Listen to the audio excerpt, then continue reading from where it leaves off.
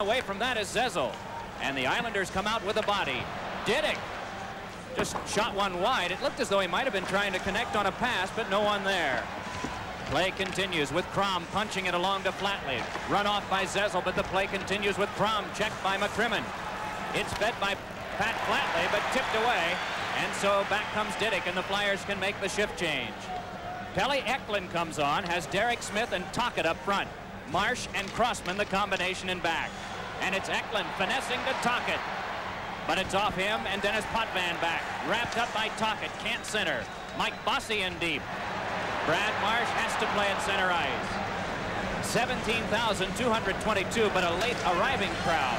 All the seats are gone, but not occupied, as the opening faceoff has just taken place. Here's Tocchet's shot, but that flagged down by Bossy, and out now come the Islanders. Trottier on with Bossy, and that one becomes the second save for Hextall. Puck jammed behind, and Hextall flings it away, but past Crossman. Conroy had to hurry one, and Brad Marsh moves toward this. Marsh tries to clear. It's off Derek Smith, but then poked along by Leiter for Trottier. Feeds up now to Conroy, and Conroy pressed hard to the boards by Marsh, and the pop fly handled by Hextall. Crossman wraps. Conroy had it tipped away by Tocchet, and so Leiter goes striding back. Very responsive crowd here at the Philadelphia Spectrum. Leiter is hit by Ron Sutter, making his first shift appearance since January 10. On comes Alan Kerr. Wraps the boards, and Hextall sets up for McCrimmon. It's spun back, but off Carson. The Islanders must regroup, and it's followed up by Ron Sutter. Across on the wing for Scott Mellanby. Chasing down and pursued there, leaned on by Janssen. Janssen checks him once more. In for help is Ken Morrow. Connects for Alan Kerr, and it's banked back out to McCrimmon. 2 minutes, 20 seconds gone here in the first period of play. Glad you've joined us tonight on ESPN. And John Saunders and Mike Liut will be keeping you updated on action from the Forum in Montreal. Game 5 of that series. On now LaFontaine with a rising shot up the glass. And a delayed penalty call coming up to Philadelphia. The first power play of the game comes at the 2:40 mark, elapsed time. No score. Looking out for number 1. Introducing the puck rolls down inside the Canadiens line. Mike Huff chasing Green. Puck rolls off Green's stick. Green runs into Goulet along the boards to take him out, and it's Lemieux ahead to Walter. He's poke checked at the line by Steve Finn, who has had a pretty good series considering his rookie status. And the puck is cleared down into the Canadian zone, and right here the Nordiques are called on an icing. So after 54 seconds of play, we get another whistle, and there's Finn knocking Lemieux down along the boards on the far side. It was well after the whistle went, and Finn was still skating toward the Canadian zone, and he scrubbed Lemieux along the boards. There's Chris Chilios getting a shove from behind, and young Stephen Finn is very testy here in the early going. Number 29 of the Nordiques, and we've got penalties called here. 1 or 2. What have we got? There's 2.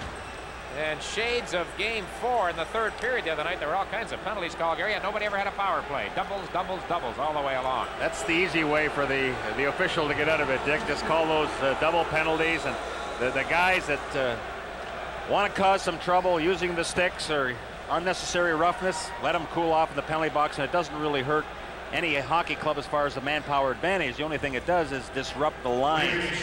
But when you've got these two coaches, you never have set line combinations anyway. They both continue to move players around from one line to the other, looking for the matchups that they would like to have on the ice. The penalties to Quebec number 29, Stephen Finn. To the Canadiens number 24, Chris Chelios. 2 minutes each for delay of game at 54 seconds. One other game tonight in the Patrick division. The Philadelphia Flyers looking to wrap up their series on home ice. They lead the Islanders 3-1. Brian will have highlights from that game for you throughout our telecast via our Hockey Night in Canada update. And the coach, Don Cherry, is with us again this evening and will be holding forth as usual in the coach's corner. All right, play underway, Quebec zone. Here's Carvino. Slips it over to Gainey. Fake the shot. Now comes back out to the line. Larry Robinson misses Gainey with the pass. Brown one-hands it along to McRae. McRae intercepted by Robinson. The shot high over the net. Nordiques pick it up. Here comes Anton Stastny, right side. Moving into the Montreal zone, the shot off the leg of Mike Lawler. Basil McRae on the far side. Trying to work loose, gets it back, good pass to Brown. He lets one go, that's wide. Nyland on the far side, bumps with Rochefort after the puck. Robinson can't quite get it to Gainey first try, tries again. Get the flex inside the zone. Brown seemed to close his hand a bit. There's McRae missing a pass at the Montreal line. Lawler after McRae. Lawler falls down, now so does McRae. Carbonneau bumps McRae deep in the Canadian zone. Puck comes loose. Carbonneau trying to get away, does. Pokes it to McPhee. McPhee flips it out into the center ice zone. One lineup change for Montreal tonight. Brian Sprudland is in uniform. Shel Dahlin is not. And we have an icing call against the Canadiens. The fans don't like it. No score. The Stanley Cup playoffs on CBC from the Montreal Forum. They didn't come to play. They came to win. And while the faces have changed, the tradition hasn't.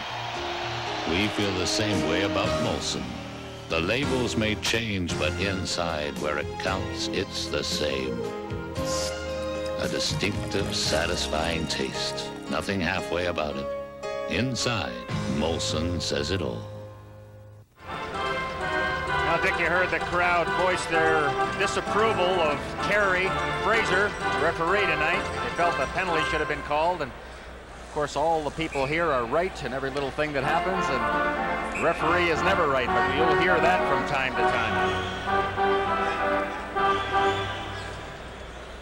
Wayne Bonney took a bad tumble last night in the game in Toronto. Talked with Wayne a bit before this one, and he was shaken up indeed. He's all right, obviously. Muller a shot. That hit his teammate Paul Gillis, who was a real disturber for the Nordiques the other night in Quebec in Game 4, and of course was involved in the controversial check on Naslund.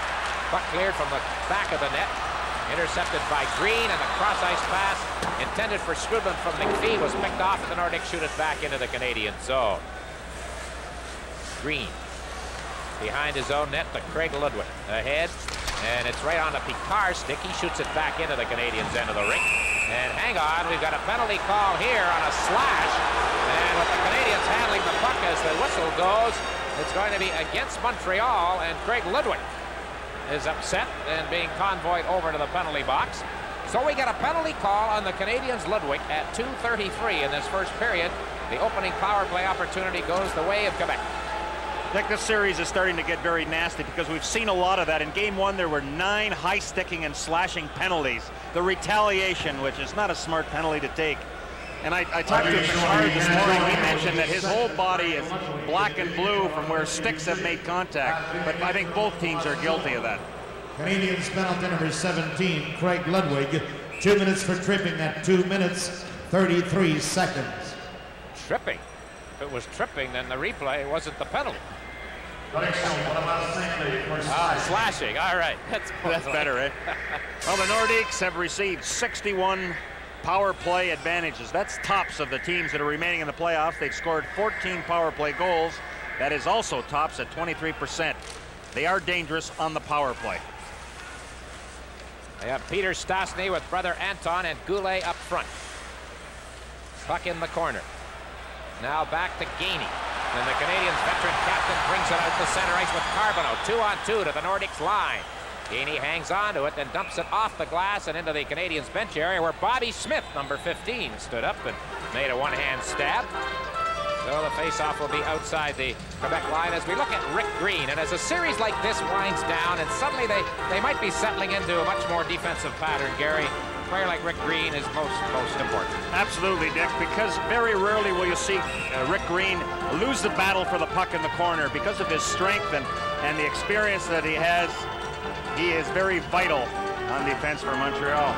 You know, the guy that they got to get going is Peter Stastny. In games 3 and 4 in Quebec, Peter did not register a shot on net. He has to be shooting, he has to be scoring for the Nordiques to win. Well, I can tell you that just translates into an excellent defensive job by Guy Carbonneau, because, of course, as often as Perron could, he had Carbonneau out against Stastny. Here's a steal by Gainey as the Nordiques can't get organized on the power play.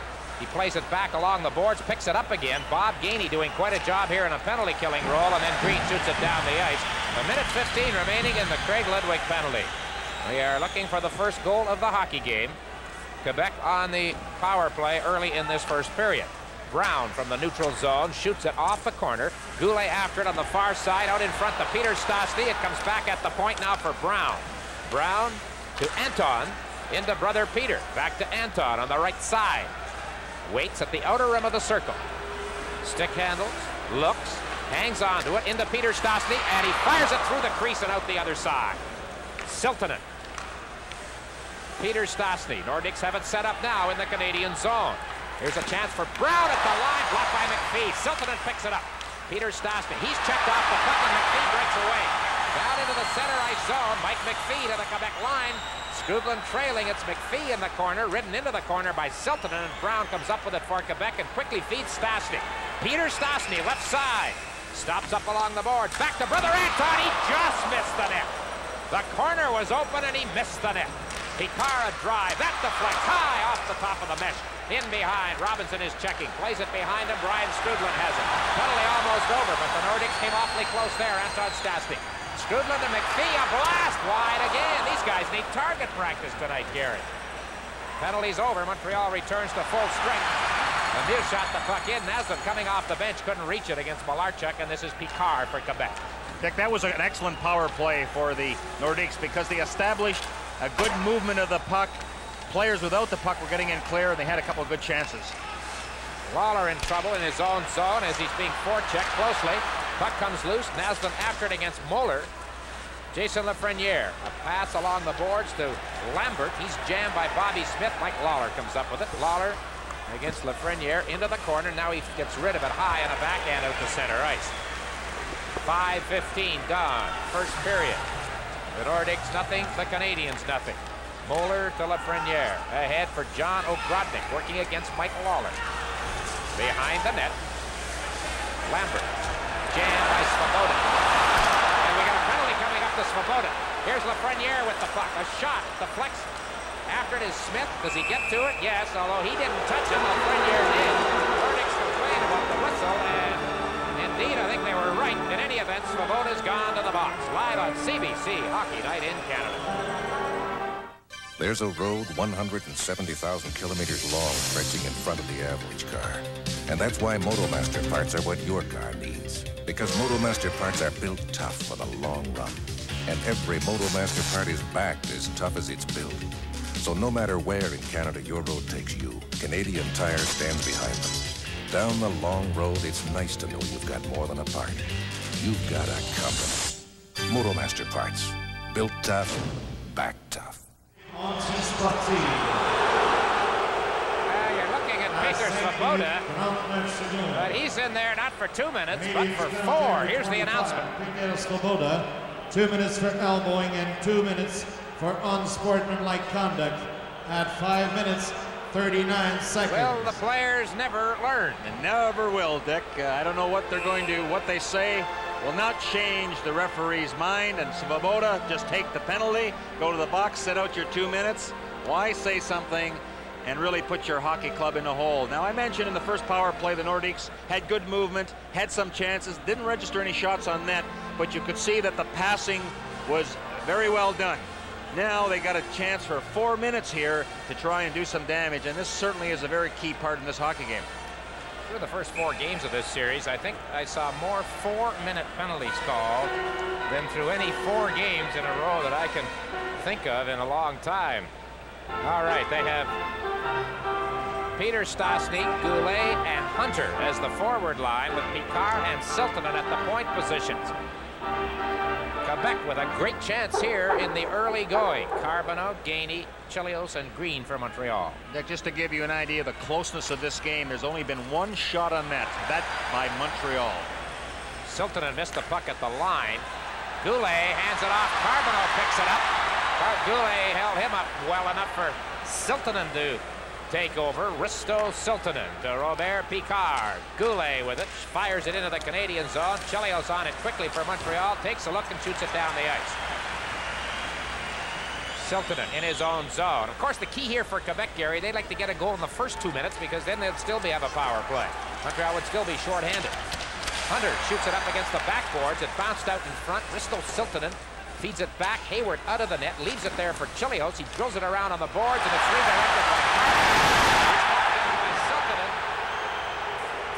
Fraser doesn't hear the crowd. Here is Picard.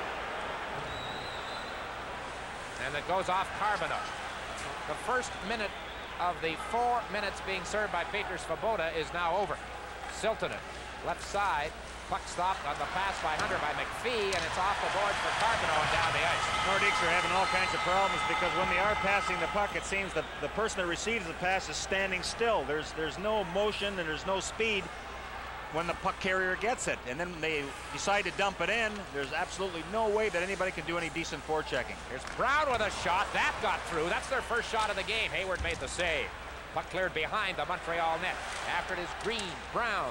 A color combination down there. And the Canadiens win that scrum along the boards. And it's shot down the ice. 2:22 remaining in the 4 minutes being served by Svoboda. No score. First period here at the Montreal Forum. Finn, Lafreniere. Now it's McRae in the corner. Buck by Chelios. Behind the net, John O'Grodnik.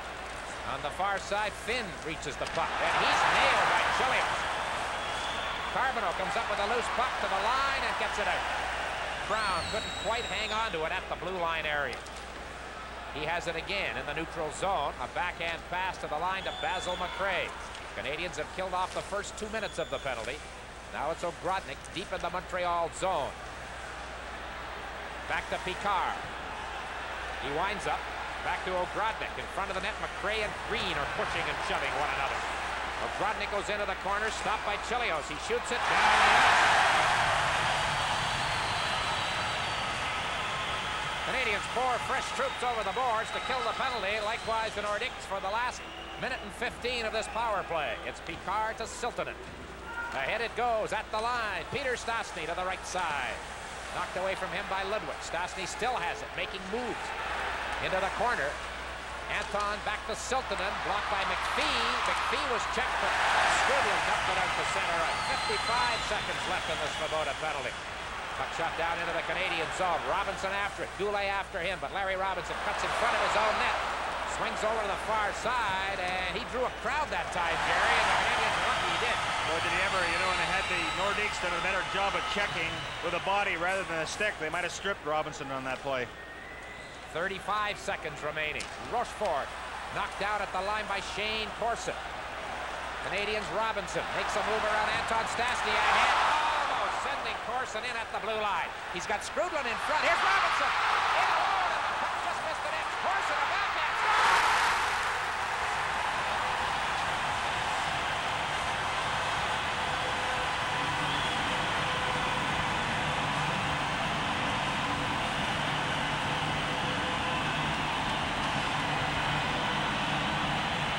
Not much of a power play for the Nordiques, so that the Canadiens decide to do some damage. Look at Robinson even coming in.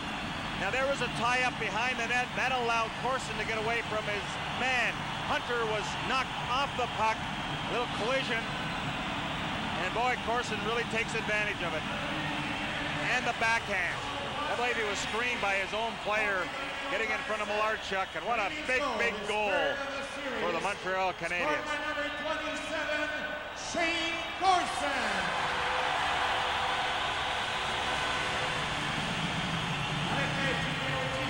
Assisted by number 19, Larry Robinson.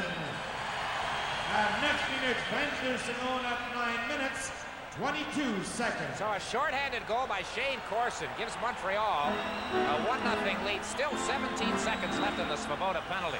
Dick, you go into a power play situation for a minute, you think, gee whiz, we're going to get at least one, maybe two, and take a pretty good lead. You find yourself down by 1 goal. Very upsetting. 5 seconds left in the penalty time. And there's Corson checking Muller. So through the 4 minutes worth of power play time, Quebec had 1 shot. They've had 6 minutes of power play time, and they've had just 1 shot on goal in that 6 minutes. Big, big lift for the Canadiens. Not only killing the penalty successfully, but scoring themselves. The Nordiques coming right back, however. Here's Lambert with a shot. Hayward the save. Rebound went into the corner. Chelios ahead. Carbonneau picks it up. Montreal moves it to center ice.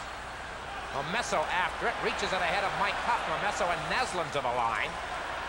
Muller in deep. Bats it away. Momesso bumping with Finn in the corner. They faced each other in the Quebec Junior League. Now it's Bobby Smith picking it up. Smith works it out to the front of the net. Naslund is there, almost a steal off Muller. Naslund working it out in front. There's Robinson in. Bodies falling all over the place, and the Nordiques have brought a penalty. Boy, I thought there was a lot of noise when these teams played in the regular season, but this is ridiculous. This is an amazing holding. Now Finn gets the penalty on the hold. Because Naslund is such a gifted player in the art of turning very sharply, and he can get around a defenseman very quickly, Finn hauls him down. Then you saw the collision with Robinson on the play. But a opportunity now on the power play for the Canadiens. You remember you talked about Naslund, about the home crowd, more or less telling you when to shoot in this power play. And that's what Naslund was talking about. You have a game plan, you're looking for that perfect setup, and you can't be intimidated by the crowd when to take that shot and when to shoot. But it's got to be tough when 17,000 people are yelling shoot in unison. You're right. And you're trying to follow the coach's game plan. Here's Chelios into the corner for Lemieux. Montreal with Lemieux, Smith, and Walter up front. Comes back at the point for Chelios across to Svoboda. Behind the net, Smith has it. Chelios asking for a pass. Smith hangs onto it, right wing boards. Bobby Smith. Now here's the crowd again. You can pick it up already. Chelios, a shot, deflection, it's loose under Malarchuk. And does the whistle go? Yes. Oh, that puck out of the sight of referee Gary Fraser, but never quite in the control, Gary, of goaltender Clint Malarchuk. Well, it was number 23 Gillis that picked up the loose puck and actually shoveled it against Malarchuk. It was behind him. But Gillis certainly was in a right position to save a goal. You notice that Chelios went to the center of the ice. That gives him a better angle to shoot at the puck. There you, from behind, you see the puck coming loose, and in comes Gillis to save it. Boy, the crowd. Really something here. Malarchuk, the man in the middle, pending goal tonight, his first start of the series after Gosselin played in 8 straight playoff games for Quebec. Dick, you know, there are no secrets between these two teams. They've been well scouted and also during the regular play, but you still have to respect Robinson's ability from his right point position to move in. All he's looking for is one of the checkers to have his back turned, and he'll get into the opening. Svoboda, a steal there by Gillis. And the Nordiques finally clear the zone on this power play for Montreal, and we get an offside call at the blue line. You talk about the team's no secrets, counting 2 preseason games. What does that make it? 8-4. This is the 15th time that they have played this season. There is Robert Picard. He doesn't have to be told too much about the Montreal Canadiens. He not only sees them all that much, he used to play for them. That's right. Well, Dick, you know Bob Johnson, and have had many of opportunity talking to him, but he has the best slogan that is very apropos in this situation. A player has to be able to read a play and then react to it. And I'm sure that he has that all written over the blackboard, and that's one comment that players should really take to heart. Very important aspect of the game. Smith at center ice for Montreal to Larry Robinson. Slips it through on the board. Robinson centered it through the crease. Bobby Smith back to Chelios. Chelios in the corner to Smith. Back to Chelios off his skate. Break down the left side. Cote after it. Chelios there as well. They go into the corner deep in the Canadian zone.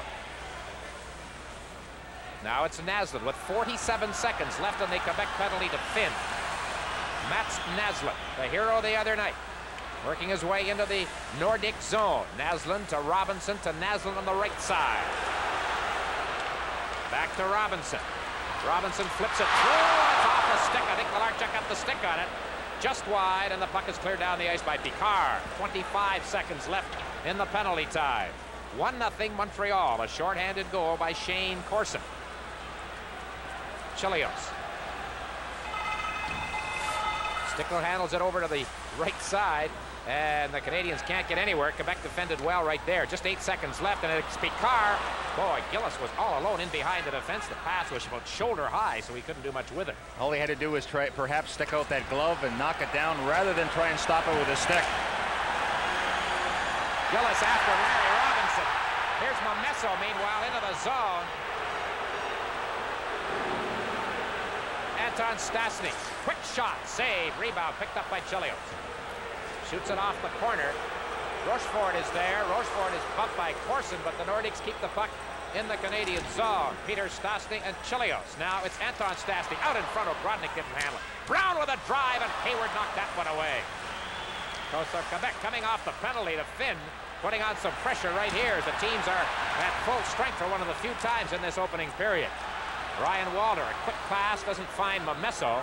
6:50 remaining. First period, 1-0 Montreal. I think it's quite interesting. Whenever a player is knocked down or hit into the boards, they immediately look around to see where the referee is, anticipating a penalty call.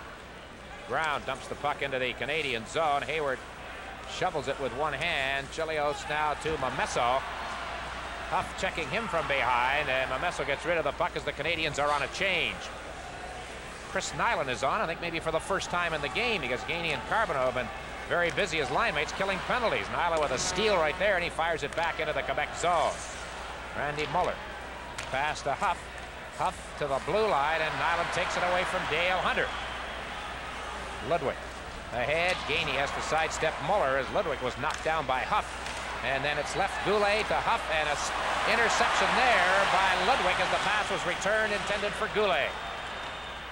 Offside Carbonneau at the Quebec line as the pass was fed in by Bob Gainey. 1-0 Canadians. Hockey Night in Canada returns in just a moment. We are back at the Montreal Forum. I'm Dick Urban along with Gary Dornhofer, Brian McFarland, and Don Cherry. Game 5 of this Adams Division Final Series. It's all tied up at 2 wins apiece, and you can cut it with a knife, the tension in this building tonight. Even on the coaches. I was talking to Bergeron this morning, and then I started asking about possible line changes and goaltender. He says, I've got to get ready for practice, which was about an hour away. So, in other words, he didn't want to tell me. McPhee trying to work his way out from behind the net. Can't do it. Quebec brings it back. O'Grodnik working to the Montreal line. Quick snap wrist shot. It deflected. Hayward made a pad save. And the Canadians trying to clear the zone, can't do it. Here's O'Grodnik, Jason Lafreniere, shot, and Hayward has to make a quick save right there as he reacted well to that chance for Quebec. There's Siltanen with a shot, and we get Chelios hanging on to Lambert. McPhee jumps in the middle. Hayward hung on to the puck, and the whistle stopped the play. Well, throughout the series, we've noticed the toughness that has happened in front of the net. Live on CBC, the Stanley Cup playoffs.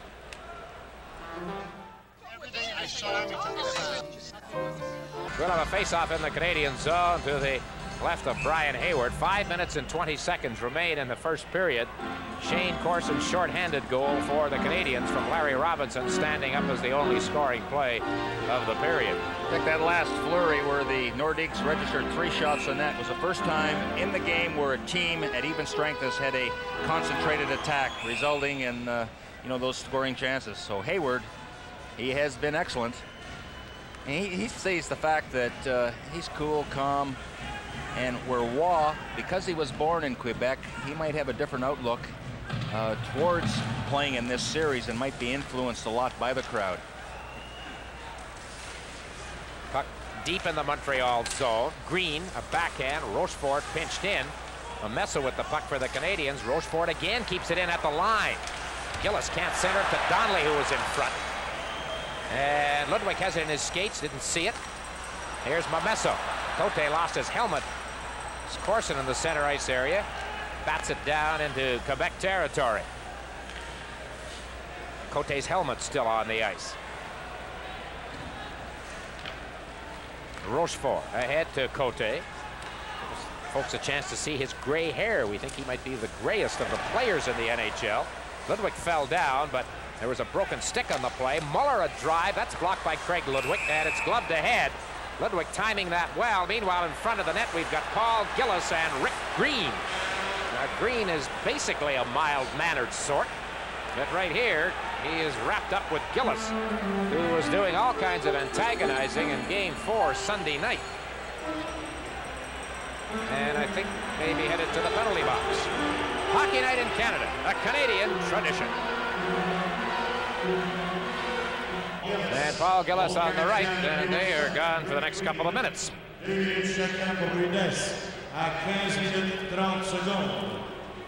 The penalties to Quebec number 23, Paul Gillis. To the Canadiens number 5, Rick Green. 2 minutes each for roughing at 15 minutes, 30 seconds. So they have been penalized here at the 15:30 mark, first period. Faceoff will be outside the Montreal line. And we have the matchup again, Gary, of Peter Stastny and Guy Carbonneau. Svoboda. Well, Dick, your stars have to perform. A Goulet and a Peter Stastny, Anton, they're the guys that have to do a lot of the scoring for the Nordiques, and especially here tonight, they've got to get on the scoreboard and give their team a lift, and it's not happening.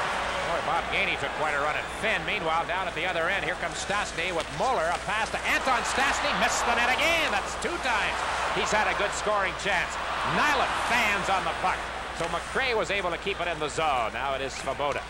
Svoboda head to center ice off Muller.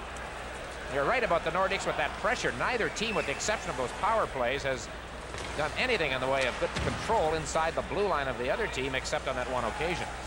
Anton Stastny. Gainey takes a run at him. Puck into the center ice zone. Peter Stastny picks it up. Leaves it there for McRae.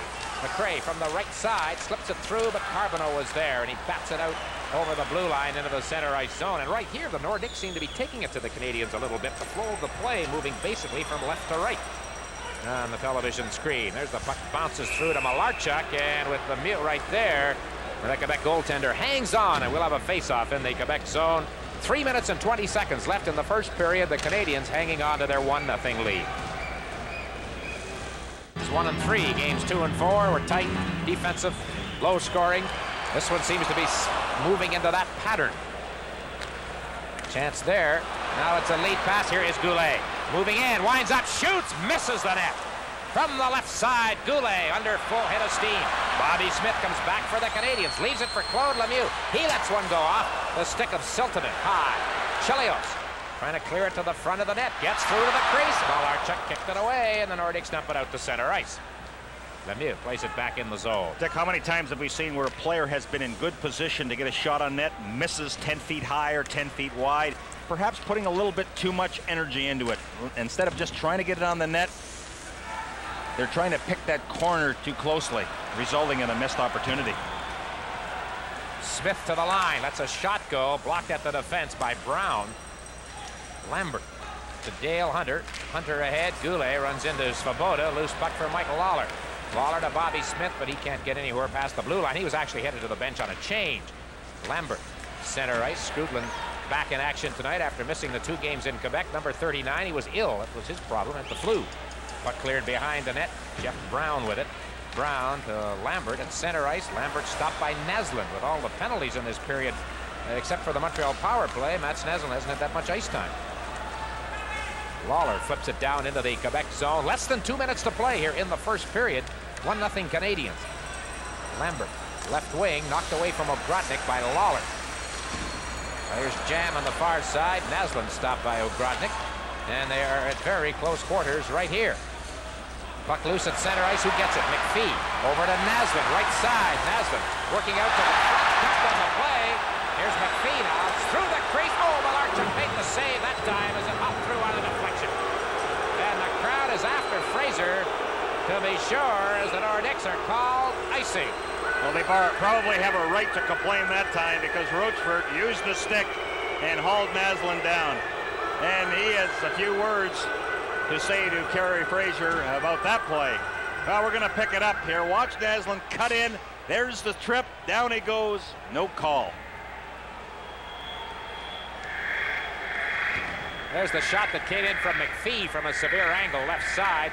Mats Naslund's goal the other night in Quebec, winning the game in overtime, marked the first time the Canadiens have ever defeated the Nordiques in overtime. Imagine, it was the 6th time that they had gone into overtime in the playoff. Quebec got a winning streak of 5 in that regard. 3 of them in 85.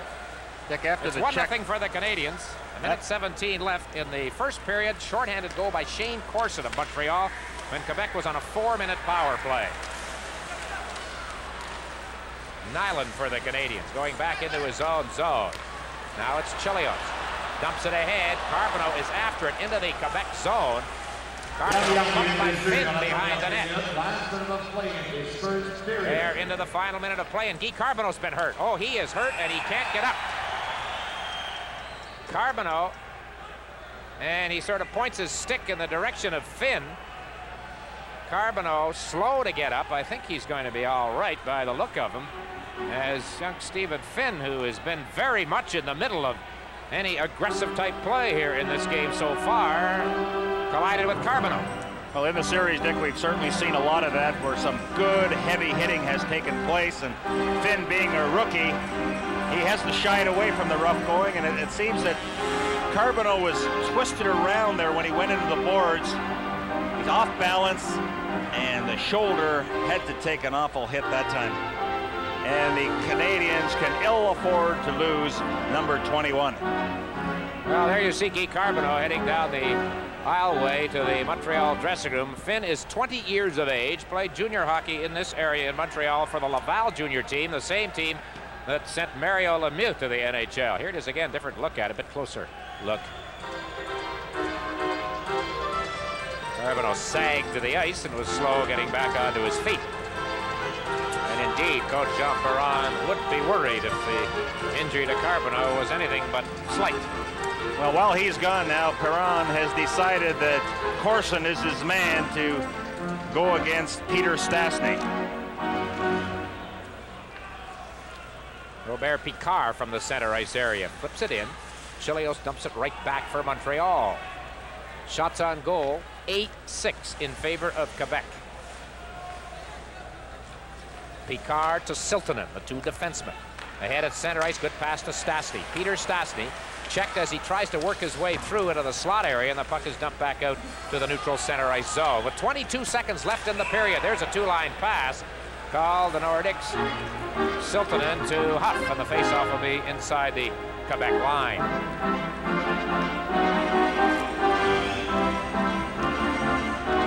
It's interesting, Bob Gainey has been rooming with Chelios, and you know what an inspirational leader is. He's been talking to the guy, and I don't think I've ever seen Chelios more aggressive than he is the last month of the season rather, and also in the playoffs.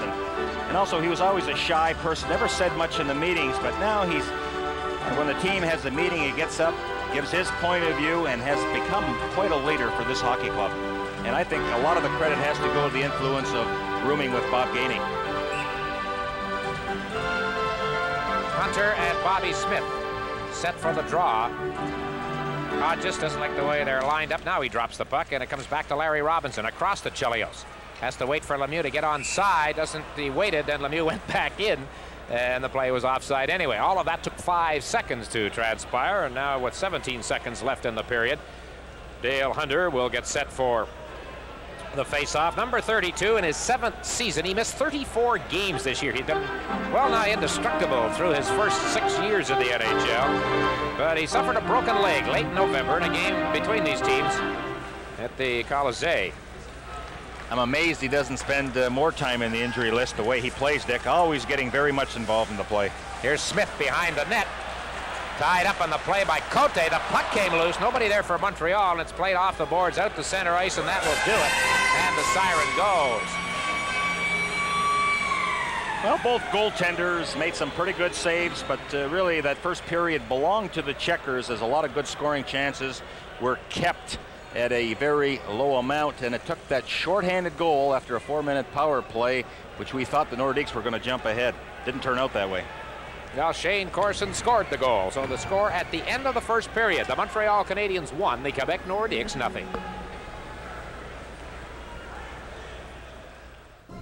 Oh, it certainly wasn't easy for us, and it was lucky break for them and bad break for us, because I guess it's important. And we had the first power play was pretty good. We didn't have a shot, but we were 2 or 3 shots just missed the net. And but second one, they killed first 2 minutes, and there were two more left, and you could see they were getting confident. They skated better, and they really played well. You mentioned shots missing the net. We saw a lot of that in that first period. You, Brother Anton, Goulet come to mind. How do you try to correct that? Does it begin to weigh on your mind that you're going to be missing throughout the evening? No. We just what you have to do. What you don't have to do is be worried about not too many shots, because good just missed the net was good shot. Anton from high slot, was one-timer. There is goalie. If it goes to the net, there is nothing you can do. And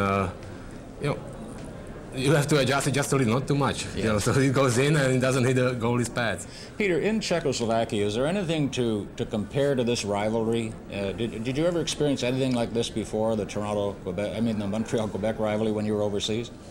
It's only all I can think about is comparing as when we play Russians. It was so crazy because it was whole countries, like all Czechoslovakia. When the game was on TV, there was whole country was awake. They were watching empty streets and everything.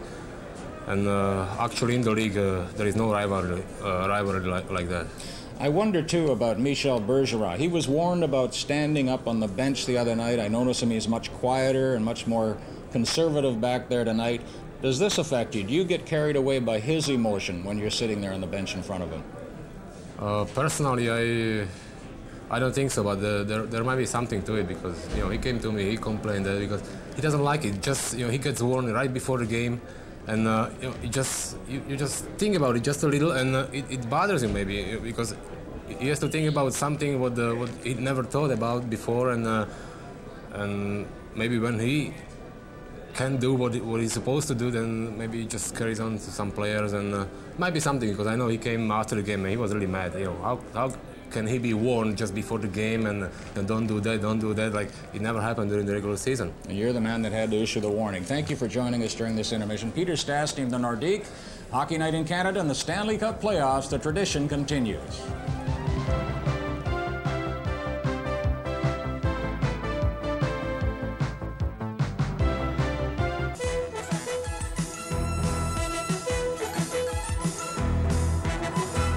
Coach's Corner with Don Cherry.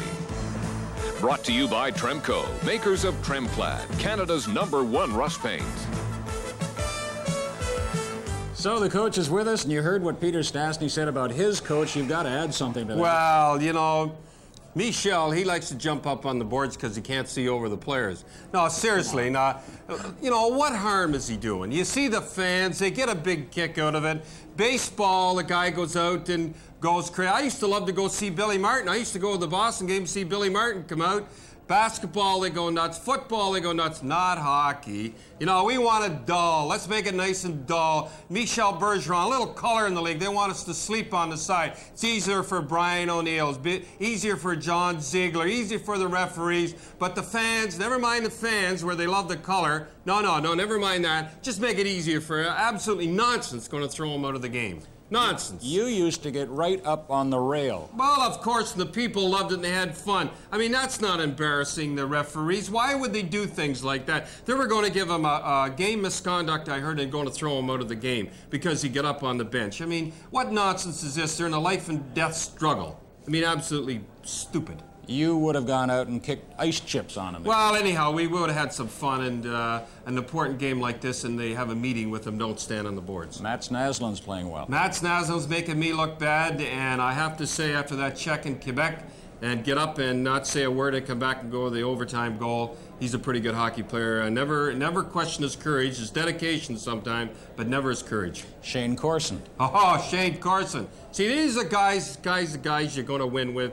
Guys like this, he's never even going to be mentioned. He'll never get a mention for Rookie of the Year, but he comes through with a big goal like that. Where are all the Rookie of the Years? Where's Robitaille and Carson and guys like that? Where are they? And he's still playing. Out in the coast. That's right. Robitaille is still out there. That's right. And Shane Corson is here, and he's going to be a big factor right through to the finals. And you're here, and we're happy to have you, Coach. And that's another edition of the Playoff Coach's Corner. Coach's Corner with Don Cherry has been brought to you by Tremco, makers of Valspar Superthane and a complete line of wood care.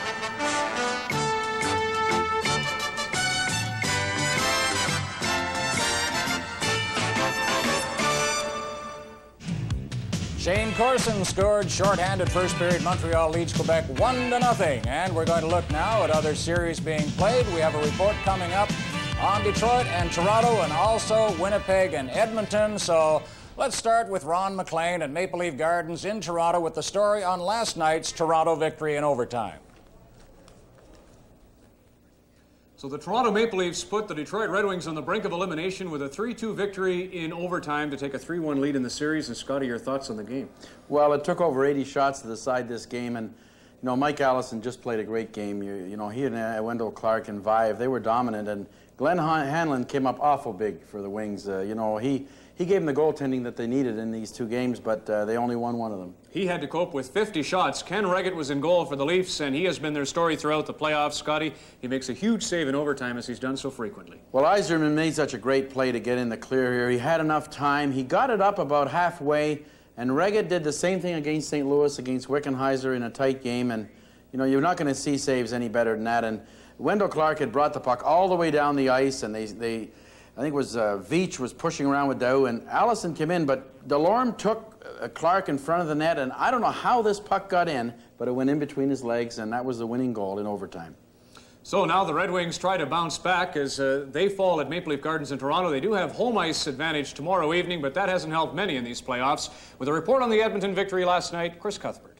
Ron, a year ago in the Smythe Division Final, the Edmonton Oilers suffered disaster at the hands of the Calgary Flames. Not the case this year. Dan Maloney congratulating Glenn Sather last night after the Oilers capped a 4-game sweep of the Winnipeg Jets. And Harry Neal, no mistaking at all this year for the Oilers.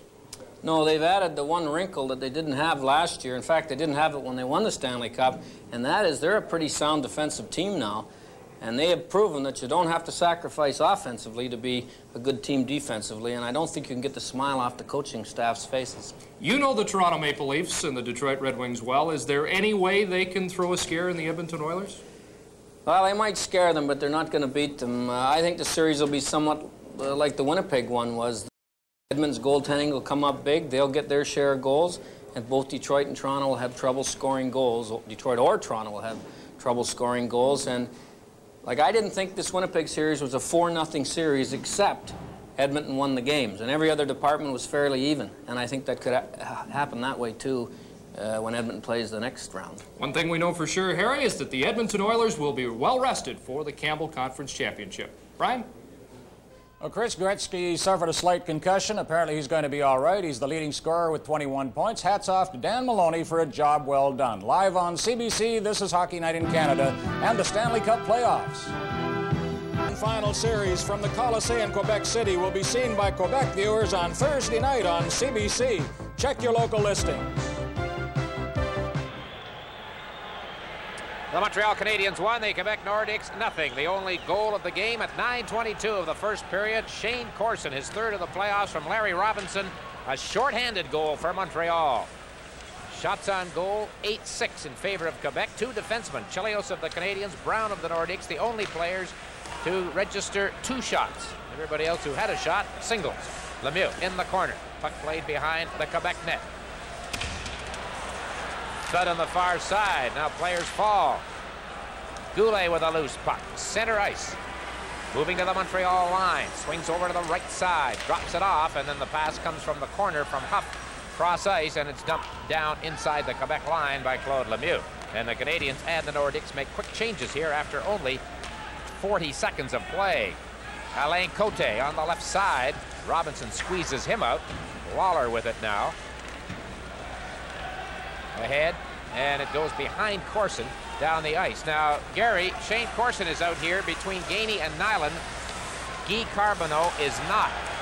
So Carbonneau, check on the bench, but I don't think he's there. Yeah, he came out there. He did. Here's Nyland with a shot that goes wide. Did he stay out? Puck cleared into the center ice area. Cote just missing Donnelly. Back it comes, Lawler to Gainey. Gainey against Muller. Tries to send it back to Corson, couldn't do it. Corson shot it behind the net, and that's Randy Muller. Overskated the puck. Canadiens with a chance here. Look at Gainey all alone in front, but they couldn't get it out to him. Now the puck is loose again. Who can handle this thing? Bouncing around. Cote, center ice. Peter Stastny. Quick shot. There's a shot on goal for him. Hayward made the save. Nyland with a slash at the puck, and he fanned on it. Anton to Peter, back to Anton. He missed the net short side. Cote. Quick shot, scores! It went off Mike Lawler, and the Nordiques have tied the game. It's 1-1. Well, a very big lift for them, and Dick, this is the line that has to make things happen for the Nordiques. They got the 2 Stasnys with Cote out on that line, so again, Bergeron is switching things around, but it looked like a harmless play. Keep your eye on to the right of your screen. There's the shot, but the deflection past Hayward by his own man. I'm pretty sure it hit Lawler's stick. Oh, it did. Oh, yeah, right there. Had he not reacted and tried to get the puck, it would just seem to be a reaction on his part. Had it been allowed to get right through to the net, maybe Hayward had a bead on it. So at the 1:52 mark in this second period, the Forum crowd is silenced. And the Nordiques have tied the hockey game. Avec l'aide du numéro 20, Anton Stastny. Anton Stastny gets an assist on the play. His first in the series. And here they come again. Peter Stastny to brother Anton, and he couldn't reach the pass. Anton Stastny at 8 minutes 52 secondes at 1 minute 52 seconds. McPhee against Rochefort. Now it's Naslund.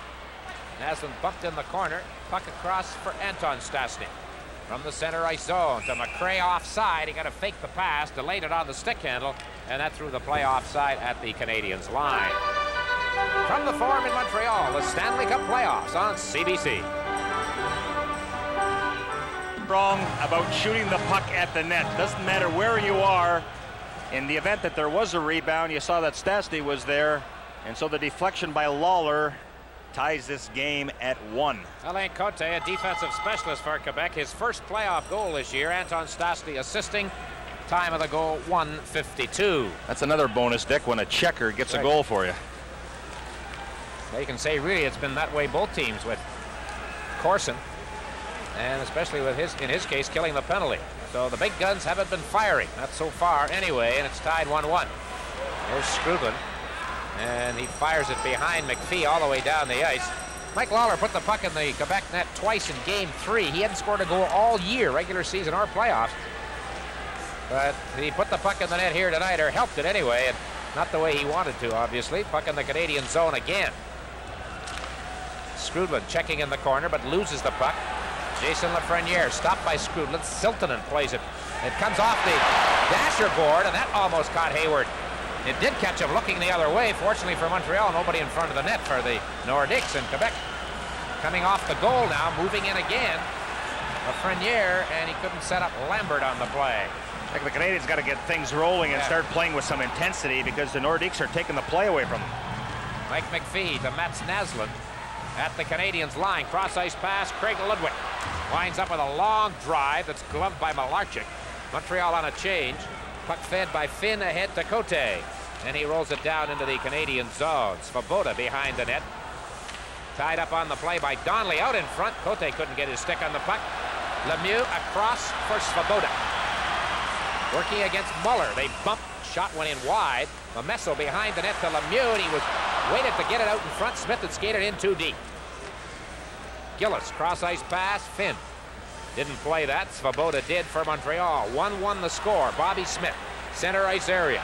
Working to the Quebec line, left side, and then his pass is blocked. A good play by Dale Hunter.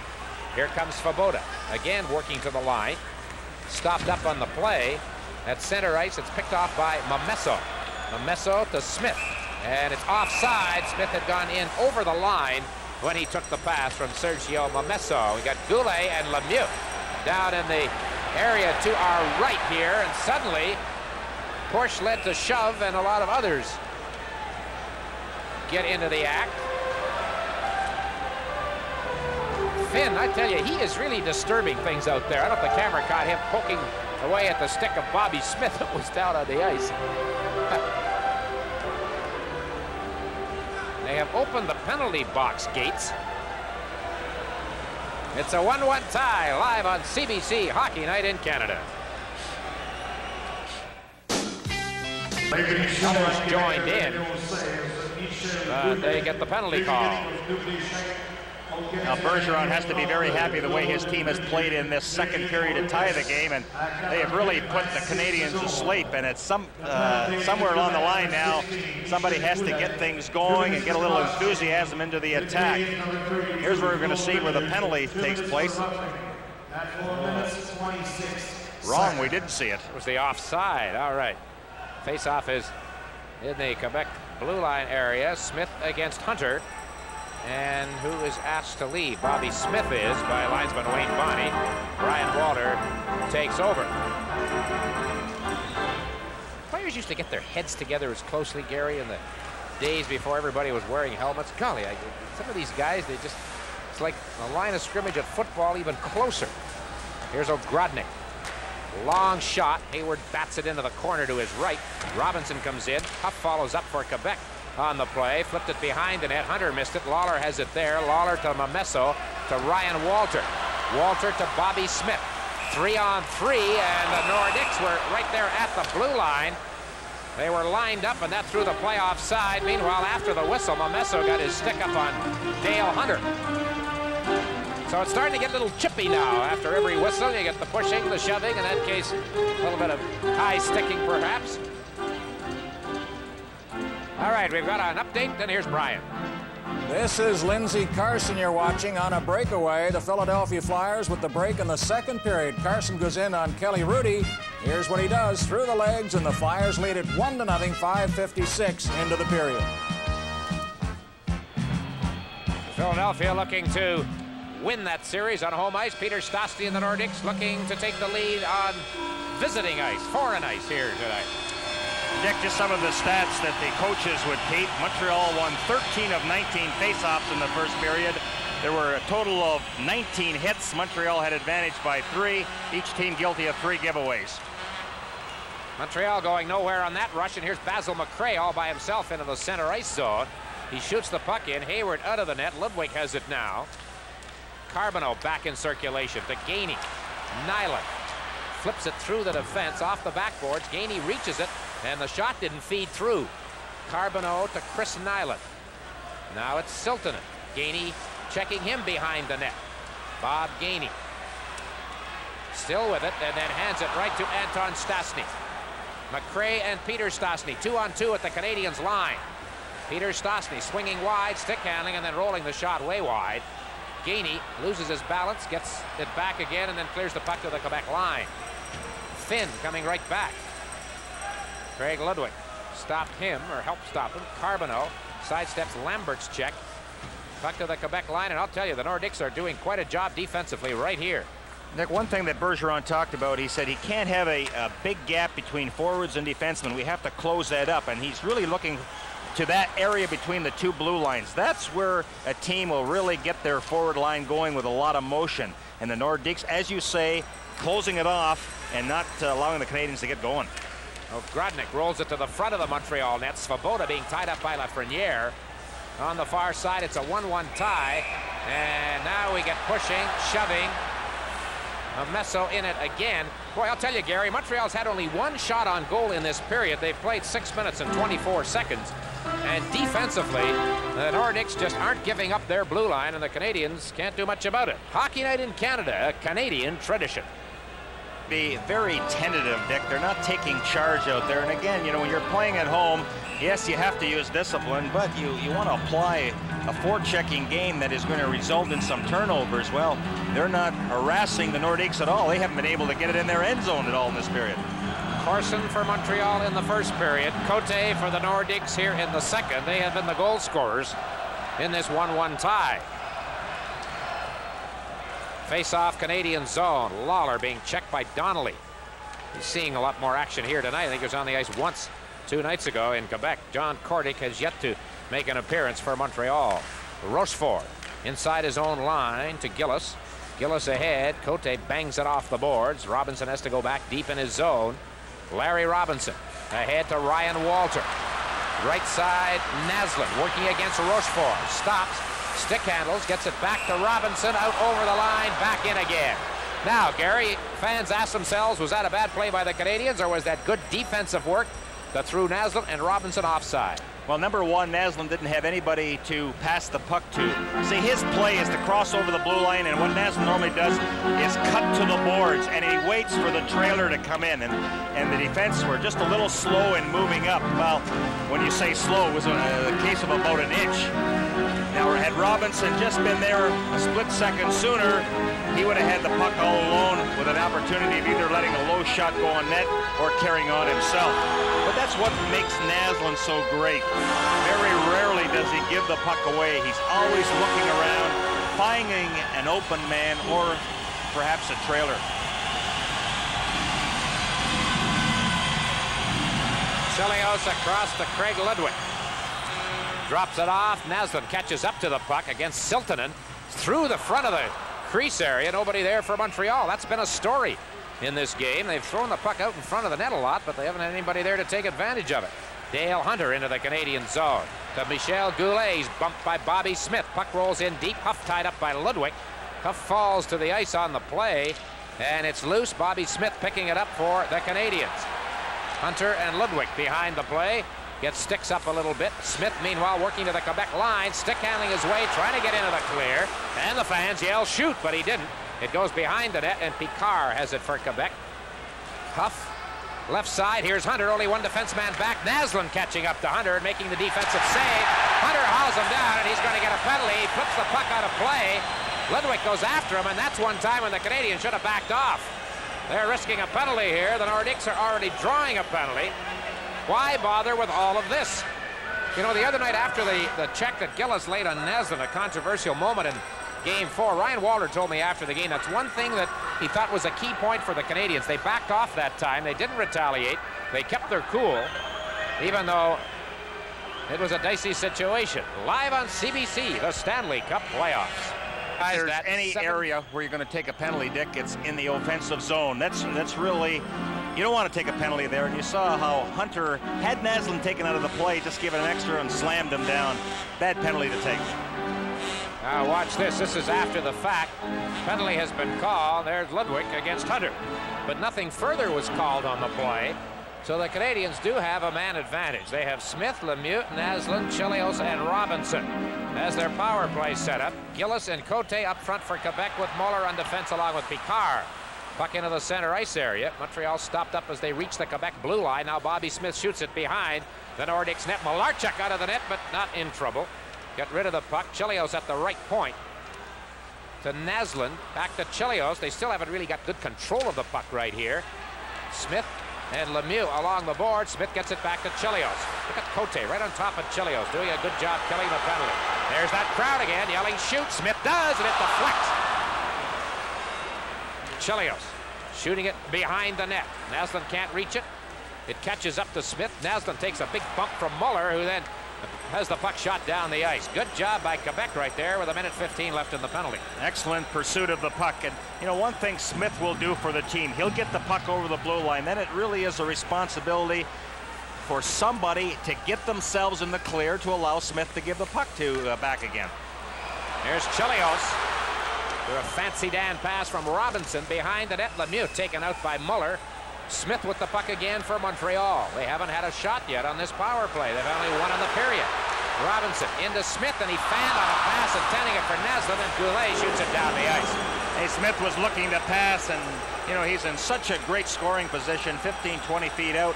Why not unload it? You have to change things around a little bit, not do the same thing over and over again. Here's Momesso up with Walter and Corson as the Canadiens have made a change up front on the forward line. Corson in the corner, but there's 3 Canadiens jammed up there. Now it's Corson. Back to Chelios, to Corson on the right side. Rochefort knocked Momesso down. It comes back to Chelios, over to Larry Robinson. Shot feeds in.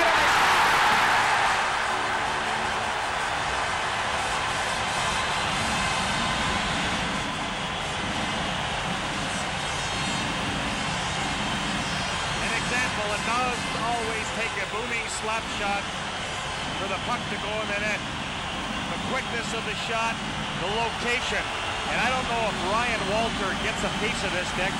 He's certainly in a screening position, and I believe that he does deflect it past Malarchuk. But what I liked about the play is Robinson didn't hesitate. He sees that there's a jam up in front of the net. Why not just risk a shot in there? Let my man deflect it.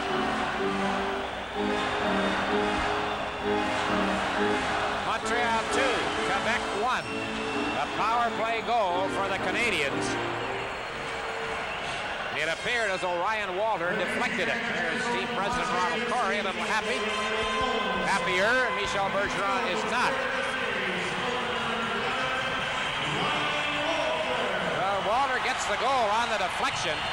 The Nordiques avec come l'aide right du back. numéro 19, assisted by number 19, Larry Robinson. Et le numéro 24 and number 24, Chris Chelios. À 7 minutes, 33 secondes, at 7 minutes, 33 seconds. Screwed with a shot as the Nordiques misplayed that puck. from Malarchuk on down off the backboards. The net was open. The goalie just got back. That would have been a tough one for Quebec. Here they come again. Muller from the center ice zone. A long drive deflected wide by Hayward. Green across. McPhee touches it ahead for Mats Naslund. Back to Mike McPhee. He hits the blue line. Drops it off for Strudlin. Back to McPhee. Puck poked away from him by Brown. Now Ogrodnik. Another long shot off the blocker of Hayward, who seemed to be a bit off balance as that puck got to him. Svoboda to McPhee. 10:35 gone here in the second period. 2-1 Canadiens. Brown into the center ice zone. Ludwig being bothered by Anton Stastny. Plays the puck off the boards. Rochefort with it. The crowd is in full cry here at the Montreal Forum after the goal by Ryan Walter. Anton Stastny far side. Hands it right over to Bob Gainey of the Canadiens. Anton Stastny kicks it ahead. And nobody handling this puck with great skill right now. Basil McRae dumps it into the Canadian zone. Gary, you pointed out to me, I think off air, that when the Canadiens had the 1-0 lead, they really didn't keep taking it to Quebec. We'll see what happens here when they have the 2-1 lead. Carbonneau moving in, and he's taken out. Took a poke at Picard in the process. Takes a run at Peter Stastny now, but it's Basil McRae into the center ice zone for Quebec with a shot that rattles off Chelios into the corner. Brown is checked by Ludwig, and we have got a penalty coming up behind the play to Guy Carbonneau. So the Nordiques, who trail 2-1, will now get a power play opportunity. Guy Carbonneau, 2 minutes for roughing at 11 minutes, 42 seconds. So Carbonneau gets a roughing call. I mentioned he took a run at Peter Stastny. Whether that was it or not, I don't know. Kerry Fraser under fire from the fans at the Forum. Whether we'll pick up Carbonneau, was that it down in the lower right of the screen? Yeah, I mentioned how when Picard ran him into the boards, he took a poke at him. He kept going right here on Peter Stastny. Somewhere along the way, Carbonneau picks up a roughing penalty. All right, Quebec on the power play. Stastny on the draw, but it's won by Ryan Walter. The Chelios. Corson with it, and he shoots it down the ice. Dick, the Nordiques in their first power play opportunity really moved the puck around a lot and had some good motion going, but in that 4-minute power play they were just awful, and I think they just have to start outworking the Canadiens in the corner, mucking a little bit and looking for a shot from Silton from the point, getting men in front of the net. First 30 seconds of this Quebec power play, they haven't done much of anything at all, so they'll try again from deep in their own zone. Risto Siltanen hit his own man Hunter at the line. It's a delayed offside being signaled against Quebec. Won't be called. The Canadiens cleared the zone.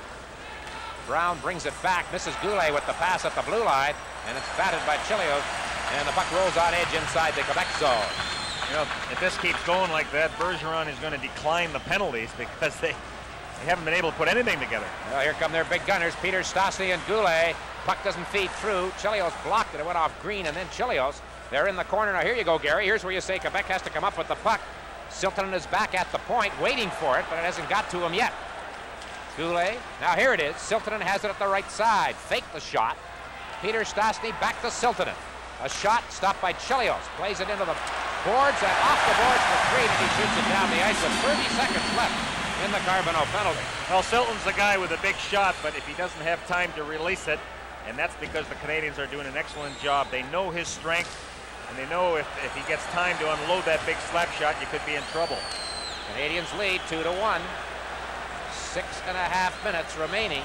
Second period. Quebec on a power play, but only 10 seconds worth of it left now. Lafreniere at center ice to Ogrodnik at the line. John Ogrodnik pushed by Gainey. It comes to Finn. Penalty is over. Finn a shot deflects over the net. We've got a penalty call coming up here, and it's going against the Nordiques. So that came just as the penalty to the Canadiens expired. Quebec without a shot on goal during the power play, and as it ended, they draw a penalty. The Stanley Cup playoff on CBC. Watch goalie Ron Hextall of Philadelphia from the spectrum on this play. Richard Crom winding up. Hextall appears to fall down, getting over to block it. It's in the net, and it's tied at 1 at the spectrum. The Islanders have staved off elimination 20 times in their brief history. They're trying to do it again tonight. Once again, here at the Montreal Forum, it would seem there's a problem with the crowd in behind the Quebec bench. As we see the Forum gendarmes there, and the crowd reacting. What the world is that noise? The organist, I think, leaned on a key and didn't know it. All right, here's the penalty call right there. Lambert knocking down goaltender Brian Hayward. You see Carey Fraser with the upraised arm. Lambert in the penalty box. Canadians on a power play. If you're going to do that, you want to make sure that one of the Montreal Canadiens kind of pushes you, and then you just slide into the goaltender. But if you just come right out of the corner and collide with them, you know you're going to be called in that play.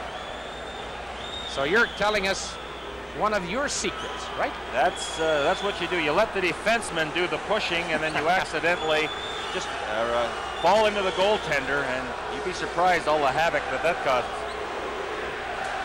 Smith, Naslund, Lemieux, Svoboda, and Robinson. Rick, I can hardly hear you talk. It is so noisy in this building. And you know, you talk about the emotion of the players getting ready for this game, but I'll guarantee you, all the people here, what, 18,000 of them, they are ready. 18,072, that's capacity. The first 2 games of this series did not draw capacity. In fact, game 2 was under the 18,000 mark. But this place is jammed and jumping tonight. Naslund. Cross-ice pass, and then Robinson coughed it up to the Quebec line for Picard, but he couldn't get it all the way down the ice. Now it's Larry Robinson again. Hits the Quebec line to Bobby Smith. Smith waits back at the point. Lemieux a drive, and that hit Cote.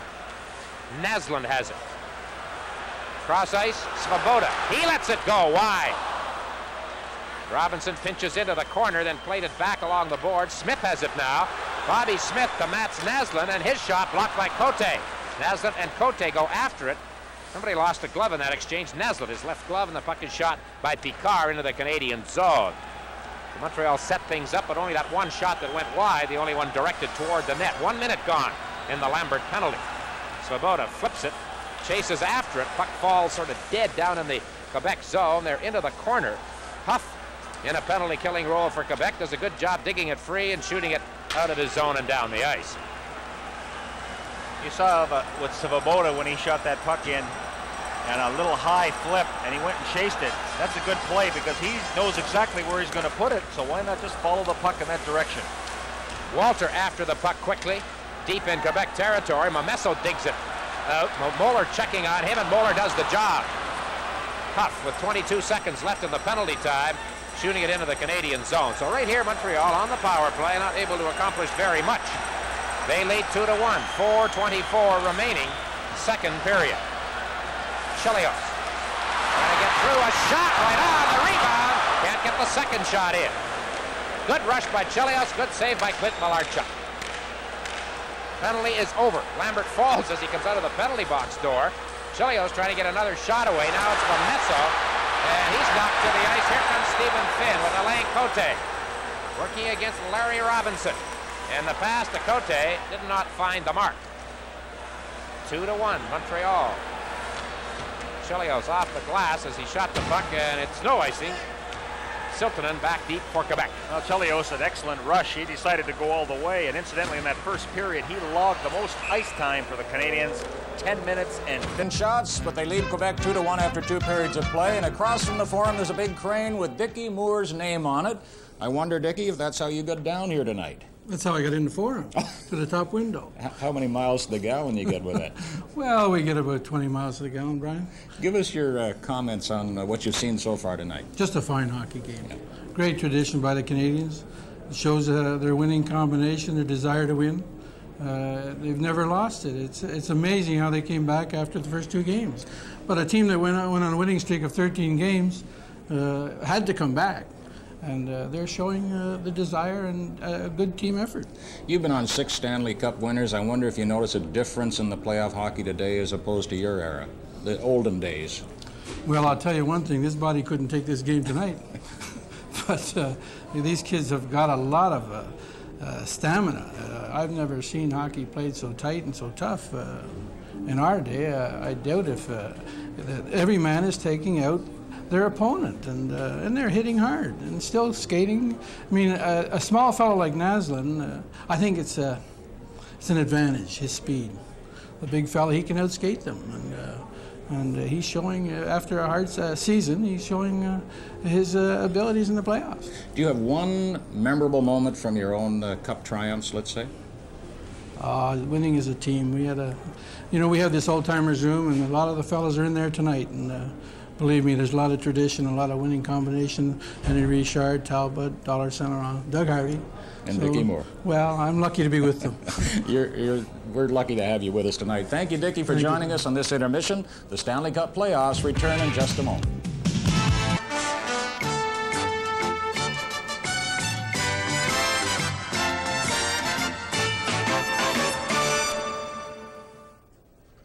Montreal leading 2-1, and now it's time for a playoff quiz featuring Mr. Dick Irvin, a graduate of the School of Hard Knocks and a master of hockey trivia.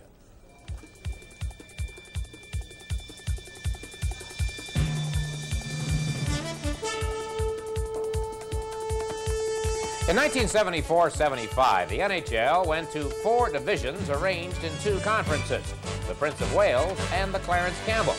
Each conference contained 2 divisions. In 1981, the NHL realigned its conferences and divisions, and only 1 team has won the Stanley Cup while in 2 different divisions. Is it the Philadelphia Flyers, the Montreal Canadiens, the New York Islanders, or has it been the Edmonton Oilers?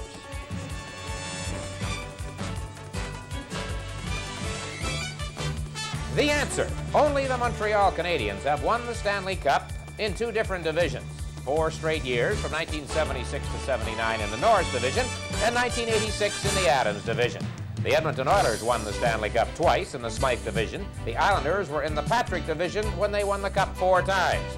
As for the Flyers, they won it only once during that period.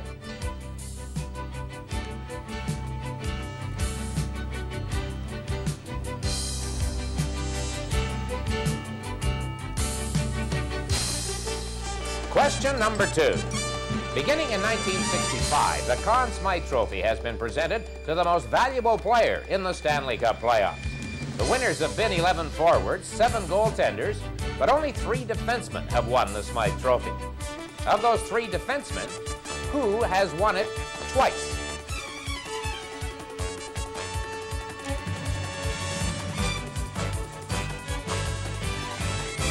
Is it Bobby Orr, Serge Savard, or Larry Robinson?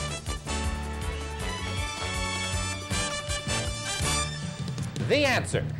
Bobby Orr was not only the first defenseman, but also the first player to win the Conn Smythe Trophy twice. In 1970 and in 1972, he scored Stanley Cup winning goals.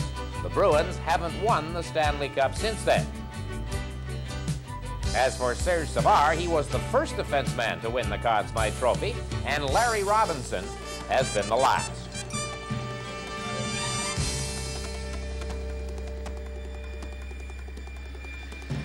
Question number 3. Last year's lineup of the Montreal Canadiens contained a lot of rookies, including Patrick Roy, Stéphane Richer, Claude Lemieux, and the coach, Jean Perron, also was an NHL rookie. Perron became the 4th man to coach the Canadiens to a Stanley Cup championship in his first year behind the bench. Before Jean Perron, who was the last rookie NHL coach to win the Stanley Cup? Was it Claude Ruel? Was it Fred Shiro? Or was it Al McNeil?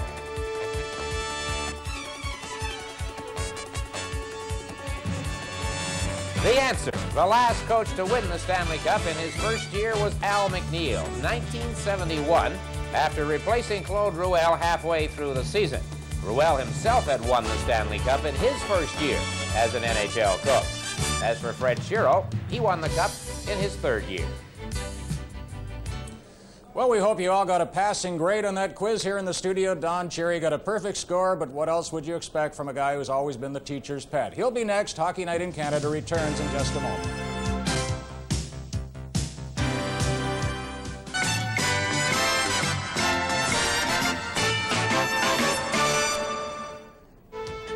At the Forum, Montreal 2, Quebec 1 after 2 periods of play. The coach is back with us, and I saw you talking there with Dickie Moore. Good guy.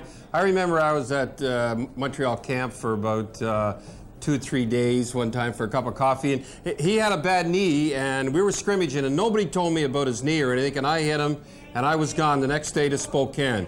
But isn't it great Montreal have an old-timers room where they get together before the game in the playoffs, they give them tickets? Wouldn't it be nice if all teams in the National Hockey League did that? Wayne Gretzky, what happened last night? Well, what happened, Howard Chuck took him and really gave him a shot. He really corked his head. His helmet come off, and he really smacked it good. And, you know, it was really surprising of Howard Chuck to do something like that. But what happened was he didn't really have a good series. He knew the game was over. He knew the series was over, and whack. He said that Gretzky gave him the stick, but it was a real good shot. But he's okay. Is it okay to segue from Wayne Gretzky to Basil McRae? Basil McRae's all right. I like Basil McRae. Nothing wrong with that guy. He's okay in my book. The rumor around is that he's going back to Detroit. He's free agent without compensation, and now I hear the Islanders are in with a little bit in there. So Basil has had a great playoff. Maybe that's why he's playing so good. The fans are on Bergeron, but they like you here. Yeah, absolutely. Why not? I give him 3 Stanley Cups. Oh, you did indeed. Hockey Night in Canada returns in just a moment. Quebec Nordiques, Shane Corson and Ryan Walters scoring for Montreal. Alain Cote for the Nordiques. Clint Malarchuk on the left of your screen in the nets tonight for Quebec. His first start of this series. Brian Hayward back for the Canadiens, making his 4th start for Montreal. Now, Dick, we again have information on how much time is logged by Montreal Canadian players. Chelios now has put in 22 minutes, 13 seconds. Next is Robinson at 18 minutes and 9 seconds. The leading forward is Naslin at 14 minutes, 12 seconds. Well, the two coaches, will their rivalry extend through until Saturday night and a possible Game 7? Or will it all end 2 nights from now at the Colisée in Quebec City? Right now, the Canadiens have a leg up on this game with the 1-goal lead. But they might be rather fortunate when you consider the statistics, with the shots reading as they are, just 10 for the home team, 14 for Quebec. Puck into the center ice area for Picard, across to Siltanen. Gillis with Cote at the line, slips it through, and Cote got his stick on a backhand, didn't miss by much. Puck behind the Montreal net now for Chelios. Off his stick for Paul Gillis. Good pass back to Brown. A drive right on. Hayward stopped it. It's in behind him. They score! The game is tied 2-2. Well, unexpected players are doing the scoring for the Nordiques. I believe that one was Gillis that went behind Hayward and stuffed that puck in the net. But again, you give a player lots of time. Gillis starts it all off by making a tremendous pass. And here comes the shot. Now look behind. Where is it? Nobody can get at it until Gillis comes in. So he came out of the corner. He saw the loose puck, pounced on it, and put it in. Everybody else was doing a pretty good job. The Canadiens, Chelios, had Cote down. He couldn't get at it. So what a break for the Nordiques to tie this game. The Canadiens scored in the first minute of a period twice in the games in Quebec, and the Nordiques do it here in the 3rd period to make this a 2-2 tie. And they're 2 goal scorers tonight, Cote and Gillis for both of them, their first goal of the playoffs. McRae a drive, and Hayward had to reach out the glove hand there, and we've got a penalty call coming against Montreal. Oh, wait a minute, Malarchuk made a mistake. Puck is shot in, and they score!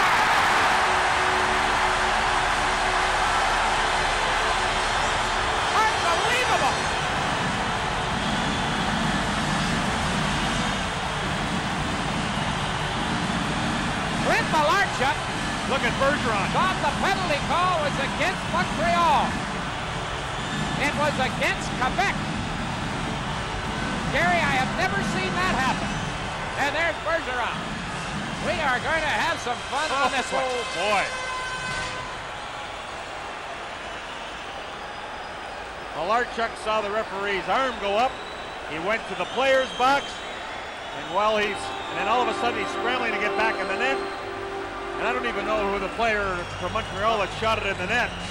But there's quite a discussion now by the penalty box. The two officials, or the three officials, are getting together. Well, you know, if the call was against Quebec, the argument the Nordiques will have to use is that, hey, we touched the puck. The whistle should have gone. But obviously, when the arm went up, Malarchuk's feeling was that a Montreal player had been penalized. Now, there he is at the top of your screen, scrambling to get back. It's in the net. I believe it was Guy Carbonneau who shot the puck. Now, here's the reaction of Malarchuk as he goes after the official now. And this is a strange one. The Nordiques scored at 38 seconds of this period to tie the game. The Canadiens come back at 1:08. And Clint Malarchuk, if this goal stands, is going to be awfully embarrassed. I've seen it happen where a goalie has misinterpreted the call and left the net, but never to that extent, and never where it has cost his team a goal. Well, there's discussion with the two captains right now, Gainey and Stasny. Wouldn't it be great to have a mic and hear what is being said? Well, this is a family show, Gary. I don't know. So this is going to go on, I think, for a while here. Now, wait a minute. Stastny acts as though the goal is now being disallowed.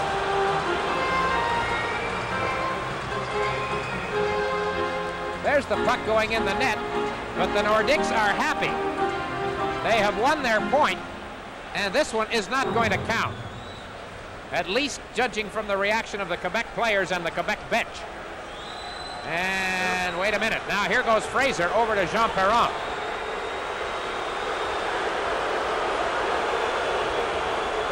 And Carbonneau gets a penalty. Huh.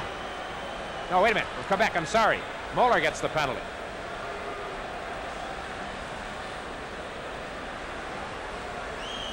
La but du Québec, son deuxième des séries, compté dans le numéro 23. Quebec's goal is second of the series, scored by number 23, Paul Gillis. Finally getting around to announcing the Avec Quebec numéro goal. 16, assisted by number 16, Michel Goulet. Et le numéro 19, and number 19, Alain Côté. At 38 secondes, at 38 seconds. All right. This is a very confusing situation. Can we pick up what the penalty call is? Now the goal's going to... Now Carbonneau reacts.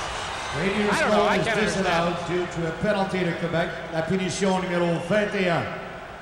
Randy Muller, 2 minutes pour bateau élevé. À 1 minute 8 secondes. Quebec's penalty number 21, Randy Muller. 2 minutes for high sticking at 1 minute 8 seconds. You figure it out, Gary. Moeller got the penalty. He fired. There's a pass across. A Nordique player touched it.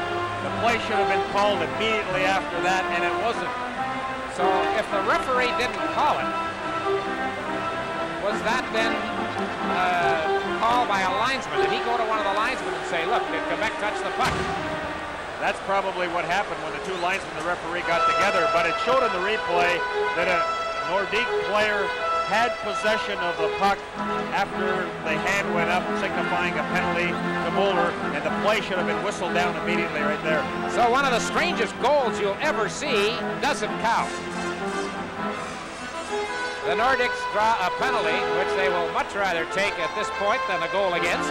It's still a 2-2 tie, and Montreal goes on a power play. Now, will this fire up the Canadiens?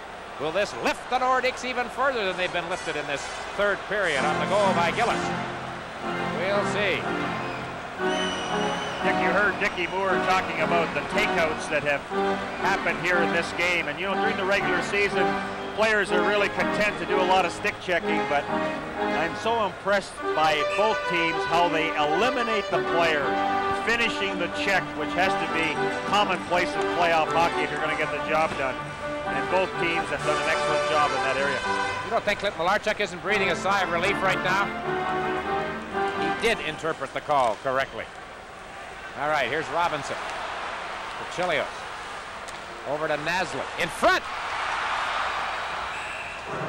And the whistle goes. Malarchuk didn't interpret the call, but he got the call in his way, is what I wanted to say, and the goal was wiped out. You know, the Nordiques are having a very, very difficult time with number 11, Ryan Walter. He again is able to set up shop right in front of Malarchuk and doing quite a good job of setting up the screen. You know, one thing he mentioned, Dick, just near the end of the regular season or the start of the playoffs, he said that, you know, there's no sense in taking a lot of punishment when the puck is in the corner. I only want to get in front of the net when the puck comes back to my defenseman and establish good sound position. We have fans, if you want to call them that, throwing things on the ice right here. Okay, there comes the penalty. There is the possession. Now the play should have been whistled down, but it wasn't. Go on all that time? My goodness, that was a long haul without the whistle going. Face off again in the Quebec zone. Hunter against Walter. Far edge of the circle, Corson and Rochefort fenced a little bit, moved in. This game, as often happens with these teams, moved along quickly through the first part, but now the seconds tick away, the minutes tick away, and they hunker down here in a 2-2 tie, early third period. Dick, in the second period, the face-offs were fairly even. The Nordiques won 8, Montreal won 7, and they've become vital now in this third period. Larry Robinson, a shot, got through. Malarchuk might have got a piece of that. Chelios to Walter, the puck comes off the boards, and the Nordiques clear the zone. They're having trouble doing it, but Gillis said he fanned on it there, and Montreal keeps it in. Now it's Picard. Naslund intercepts. Left side for Mats Naslund. Back to Larry Robinson. Across for Chris Chelios. A drive deflects on the bounce wide. Naslund to Walter. Quick shot. Hits Rochefort. Robinson, a drive. Just missed the open corner.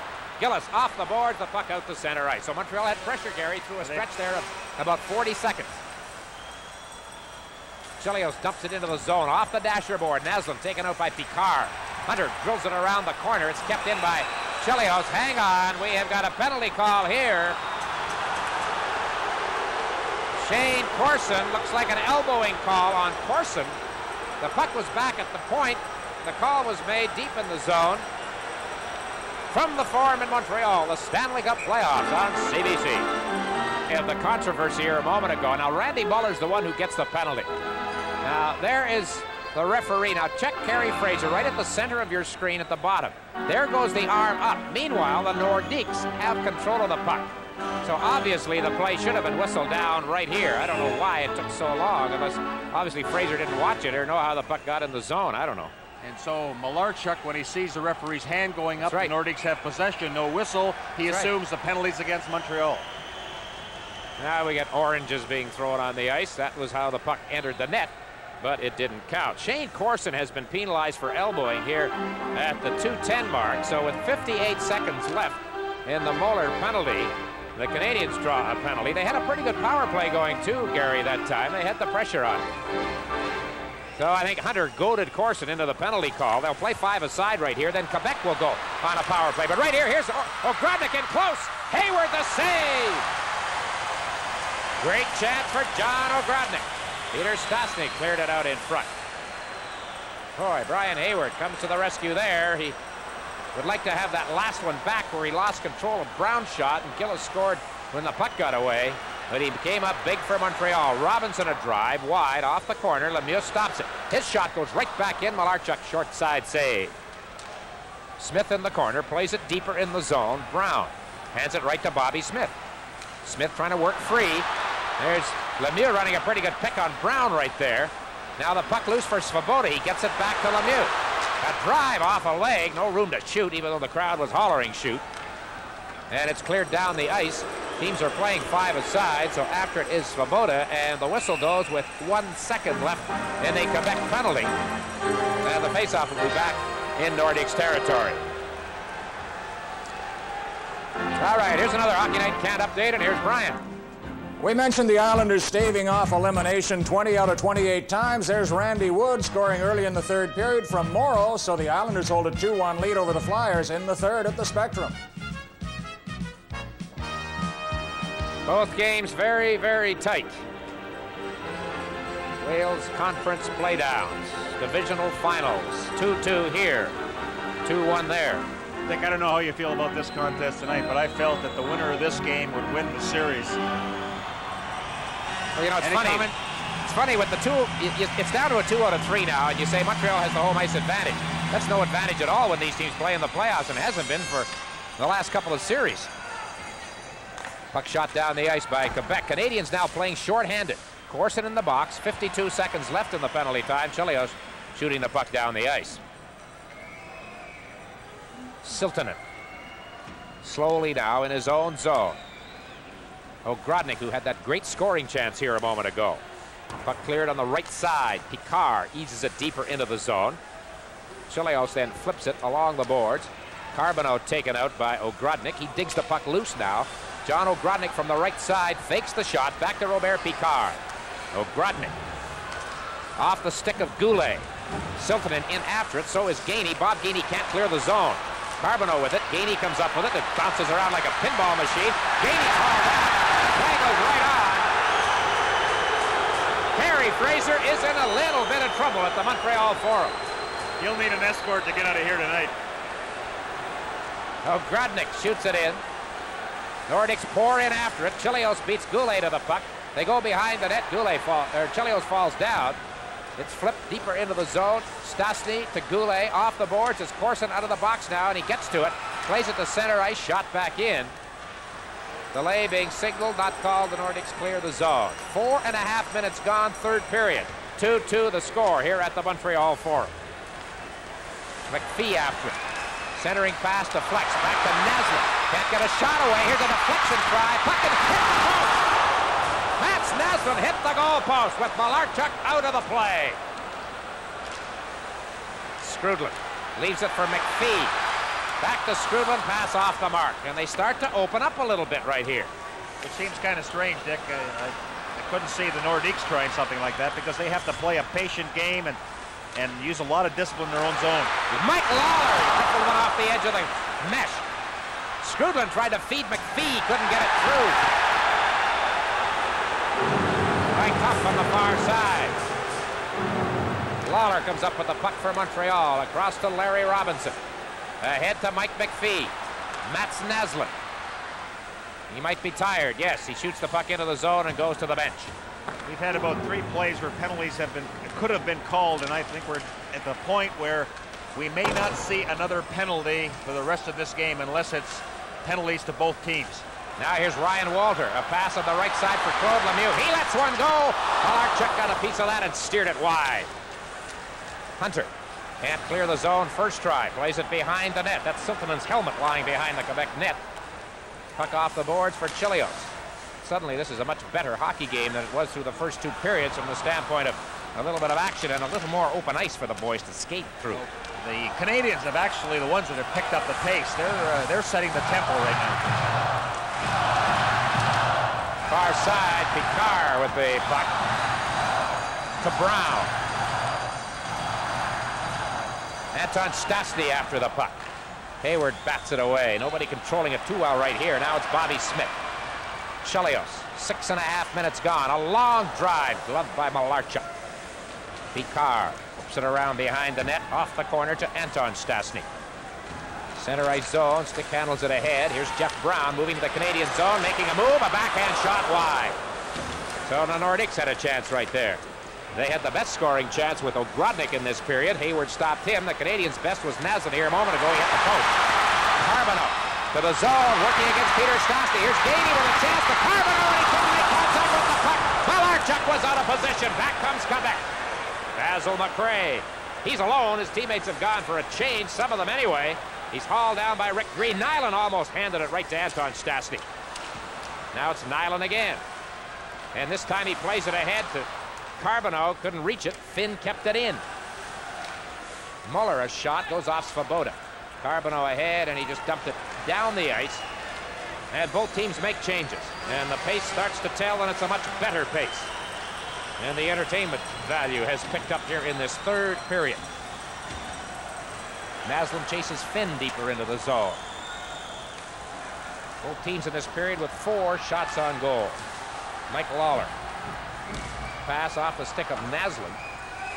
Now here's Corson. Corson is bumped far side. Naslund getting some double duty up front for the Canadiens right here. Moeller shooting the puck behind the Montreal net. Goulet pinching it, checking on Larry Robinson. Cote. Lawler takes over. Quebec in the Canadian zone. Montreal trying to clear the zone. They can't do it right there. Now it's Lawler. Hands it right to Cote with a drive, and Hayward makes the save. And Mike Lawler says, thank you very much, Brian. Corson and Gillis start roughing one another up at the edge of the Canadiens' goal crease. Boy, a bad giveaway there. And Brian Hayward made the save off Alain Cote.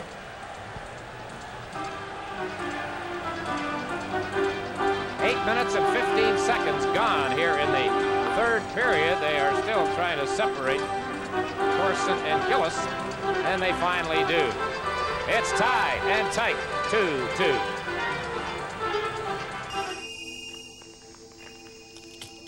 And penalties called. So we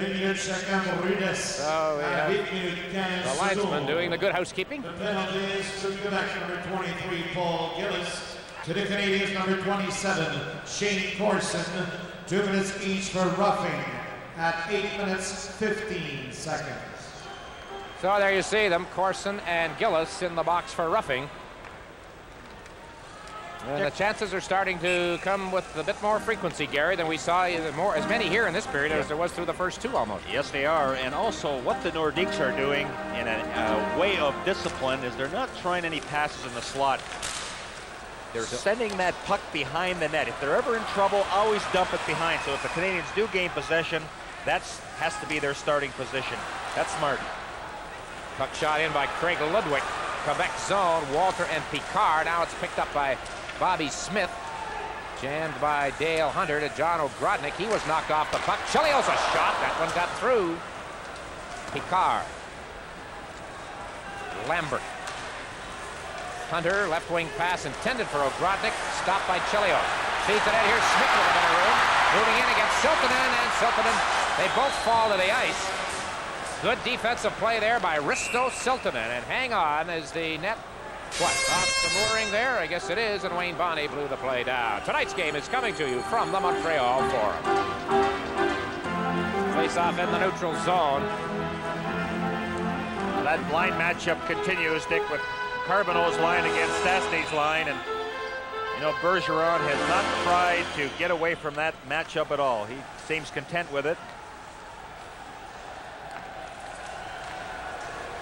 Puck into the Canadian zone.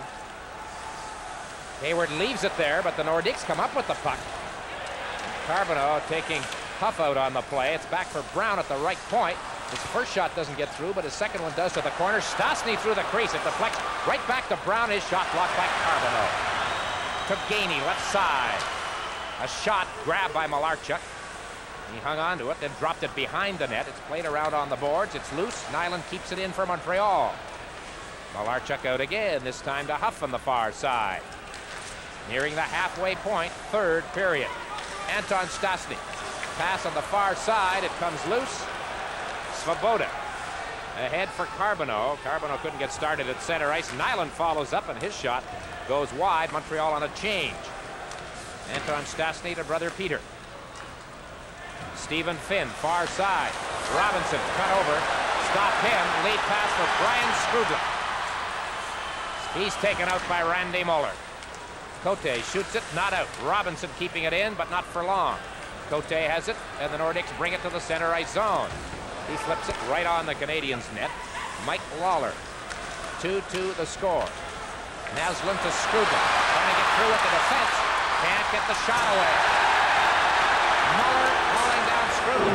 Now here's McPhee. through the crease. Naslund was loose at one side. The pass went out to the other. Here comes Michel Goulet to the line. Leaves it there. Lafreniere with a shot. Hayward with the glove grab.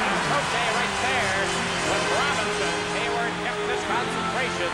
Made the save. The Stanley Cup playoffs return in just a moment. And a good slap shot by Lafreniere. But Hayward makes a pretty good save, and Malarchuk a few moments ago also made an excellent save. So the concentration of both goaltenders is there. Dick, we had a very cold day here in Montreal, so the players were talking about during warm-up this morning how good the ice surface was. So when it's hot outside, you know you're going to have a slow surface. That is the case tonight. Very quick. 9:17 remaining, and I guess we're nearing that point where we can talk about regulation time. These clubs went into overtime 2 nights ago in Game 4. Here's Siltanen. A shot. Hayward knocked it down. Ludwig had trouble handling it. It's in the corner, bumping with Ogrodnik. Picard can't control it. Here's Claude Lemieux. Breaking down the right side. He's got Corson with him. Lemieux over to Corson, but a good play coming back. They crash into the post, and that was Dale Hunter checking on Shane Corson. And from a Nordic standpoint, Gary, it's a good thing he did. Well, Corson had a step on him, and you have to admire Hunter. He just put his head down. He worked as hard as he could to try and catch up to him and tie him up. Now, I don't know what the fans were screaming about, but that was a good job of taking the man and checking him, because Corson was falling down, as was Hunter, and he wasn't dragged down by Hunter. But that's what it takes now, each individual to make sure that he performs his assignment to the utmost. And yes, folks, we're not playing tennis tonight. That was thrown from the fans. You know, the Islanders are leading in their game in Philadelphia. This one is tied. And through to this point in the playoffs, starting play tonight, the visitors had won 33 times, the home team 26. Which is kind of funny when you consider that throughout the long regular season, only 3 teams played 500 or better on the road. A lot of different things happen in playoff time. You know, the pressure on the youngsters, and also pressure does affect the veterans at certain times. But I've always maintained that it is a lot easier playing on the road because of the crowd. The crowd, you know, is 10 times louder than you would have in regular season, and it really influences the home team and how they play. The crowd wants you to shoot, and a lot of times you listen and get rid of the puck or shoot it before you're ready. Well, there's Craig Ludwig shooting, and that one didn't find the target. Chelios does save Malarchuk, and the rebound cleared out to the center ice zone. Deflection off a stick and out of play. Face-off will be in the center ice neutral zone. Now there's Craig Ludwig, the Canadiens' number 17. 1 goal in the playoffs, 4 in the regular season, 2 of them in one night in Chicago. And he is now classed in the veteran category. The guy who put Eagle River, Wisconsin on the NHL map, because every time an announcer write up about Craig's hometown, that's where it is. Muller to Anton Stastny. He lost the puck. Nyland playing it back to Ludwig, and again we get a deflection out of play. This one went up. One of the Nordiques knocked it back down from the playing bench area, players bench, so face-off will be outside the Montreal zone.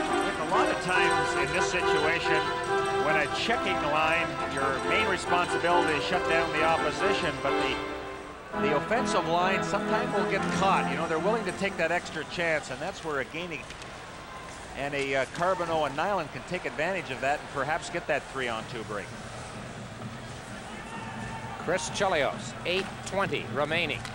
Third period, 2-2 tie. Puck loose in the center ice area. Finn sidesteps Carbonneau. Now here's Peter Stastny. Fake the shot. Now lets a wrist shot go, blocked by Chelios. Bob Gainey. Cross ice pass intended for Carbonneau, redirected by Nyland, stopped by Malarchuk behind the net. Now it's Chelios. A shot gets through, the rebound. Gainey took a poke at it, didn't find the target. Back to Chelios. Cross for Svoboda with a shot, got through. Malarchuk, good play there. I talked a moment ago about Hayward keeping his concentration with traffic in front. Right there, Clint Malarchuk did the same thing. The Nordiques caught on a bit of a change here. Smith elects to shoot from well out. Lemieux moves in.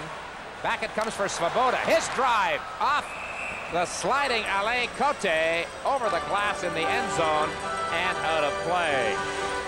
7:33 remaining, third period. It's tied 2-2. And that series now stands at 3-2 for Philadelphia. Well, in this for the division championship, Dick, 4 games have been won by the home team. Now 13 by the visitors. So much for all that comments about home ice. It doesn't mean a thing. Forget it. Well, Michel Bergeron and the Nordiques are the visitors here tonight, and they would be very happy to see that trend continue. 5:04 left in a 2-2 tie, third period. Svoboda with a shot off a stick, and we get very quickly another whistle. That took just 4 seconds. And somewhere along the way, Chris Nyland was deprived of his helmet in a scrum in front of the Quebec goal. Well, Nyland has been on his best behavior, certainly, these last couple of games. And here tonight, I don't want to speak too soon, of course, but he hasn't even come close to a visit to the penalty box. No, I'll believe he'll remain that way. But again, you see him driving for the net. And anytime the puck is back at defensive position, that's the responsibility of the forward. He has to try and set up shop either beside the net or in front.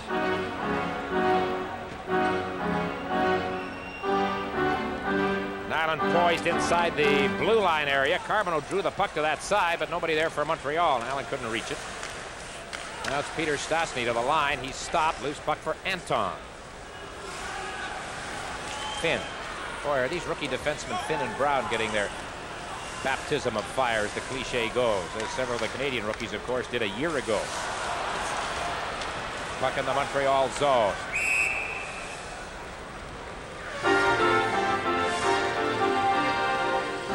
Four minutes and 35 seconds remaining in regulation time here at the Montreal Forum. The Quebec Nordiques 2, the Montreal Canadiens 2. It was 2-1 Montreal at the end of the second period. Paul Gillis scored his first playoff goal 38 seconds into this third period, and it has stood up. The 2 big scoring chances since then. John O'Grodnik with a breakaway for Quebec, and Brian Hayward made the save, and the Canadiens had some pressure on, and Matt Snazel hit the goalpost dead on with Clint Malarchuk out of position. Dick, that last scoring play by the Nordiques by O'Grodnik happened about 4.5 minutes ago. Since that time, Hayward has not had to make a save. A lot of the play has been in the Quebec end of the ice. Hunter repositions Siltanen behind him for this face-off to the left of Hayward. Lambert and Lawler edged in a little too far to suit linesman Hodges. You notice that Perron, he's got Carbonneau there to take a lot of the face-off. And Carbonneau has the puck now. Shoots it behind the net. Ryan Walter tied up by Picard, 2 ex-Capitals. Puck kept in briefly by O'Grodnik, or at least he had it briefly. Now it's Robinson to Lawler. Ahead, Carbonneau stopped by O'Grodnik. Now Carbonneau gets it to Gainey. Gainey stopped by Siltanen. Good defensive play by Siltanen. Lane Lambert dumps the puck toward the Canadiens' net. Hunter reached up and made contact. Now it's Carbonneau on that far side. Ahead to Walter. He's bumped by Rochefort. Canadiens having trouble getting out of their zone. Now it's Robinson to Carbonneau. Ahead to Gainey. To the blue line. Gainey just flips it in. Montreal on a change right here. Jeff Brown, the rookie defenseman, down the left side. 3:45 remaining. Brown into the zone. O'Grodnik following up. The puck rolled through. Hayward was in trouble there with a Nordique in the crease. Smith for Montreal. Drops it off for Chelios. Chelios moving in. Shoots. The save. Oh, the rebound. Ryan Waller. It hit Rochefort with the net wide open. Ludwig's shot is blocked in front. Boy, the Canadiens had a marvelous chance there, Gary. And they got caught on a 3-on-2 break. They were completing a line change, and Chelios led the 3-on-2. Oh, you begin to wonder. That's 2 times now in this period that Malarchuk's been out of position. Here's Smith with a shot. Malarchuk was in position there, and Naslund couldn't reach the rebound. Cote, he has a goal in this game, moving down the right side. Alain Cote in front. A shot. He scores! The Nordiques, no goal. Terry Fraser rules no goal. He's called a penalty, I believe, and look at Michel Bergeron. We'll wait for this one to sort out. Oh, boy. Earlier in the period, the Canadiens scored a goal that was disallowed.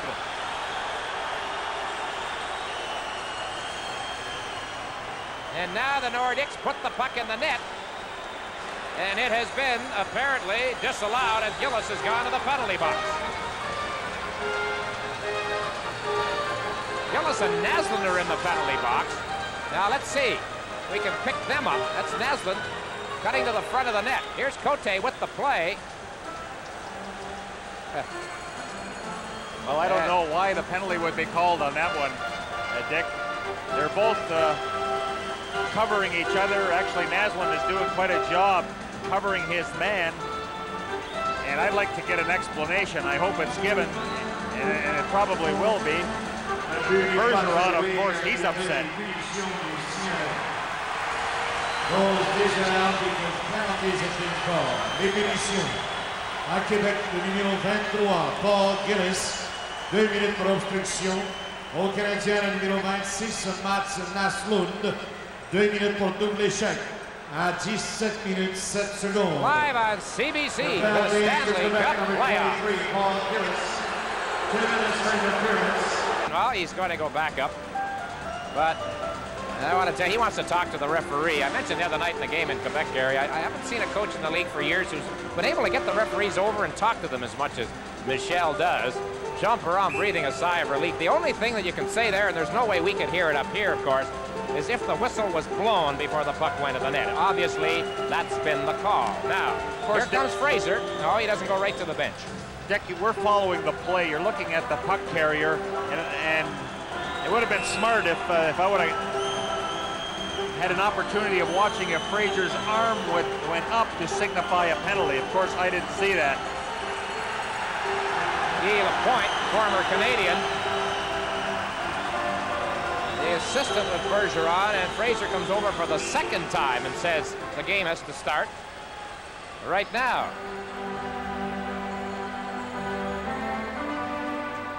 So here in Montreal, they are still disputing the non-goal, the disallowed goal scored by the Quebec Nordiques. He's not disputing it, Jean Perron, that's for sure. Well, didn't that happen in the playoffs against Hartford where the Nordiques scored a goal? The time had run out, that was the ruling there. Well, the Nordiques were arguing the time hadn't run out. In any event, they lost that one, and they lost this battle also. So it's still 2-2 with 2:50 remaining in regulation time. Game 5 of the Adams Division Final. And the bitter rivalry continues. Carbonneau working against Finn. Carbonneau to Ryan Walter.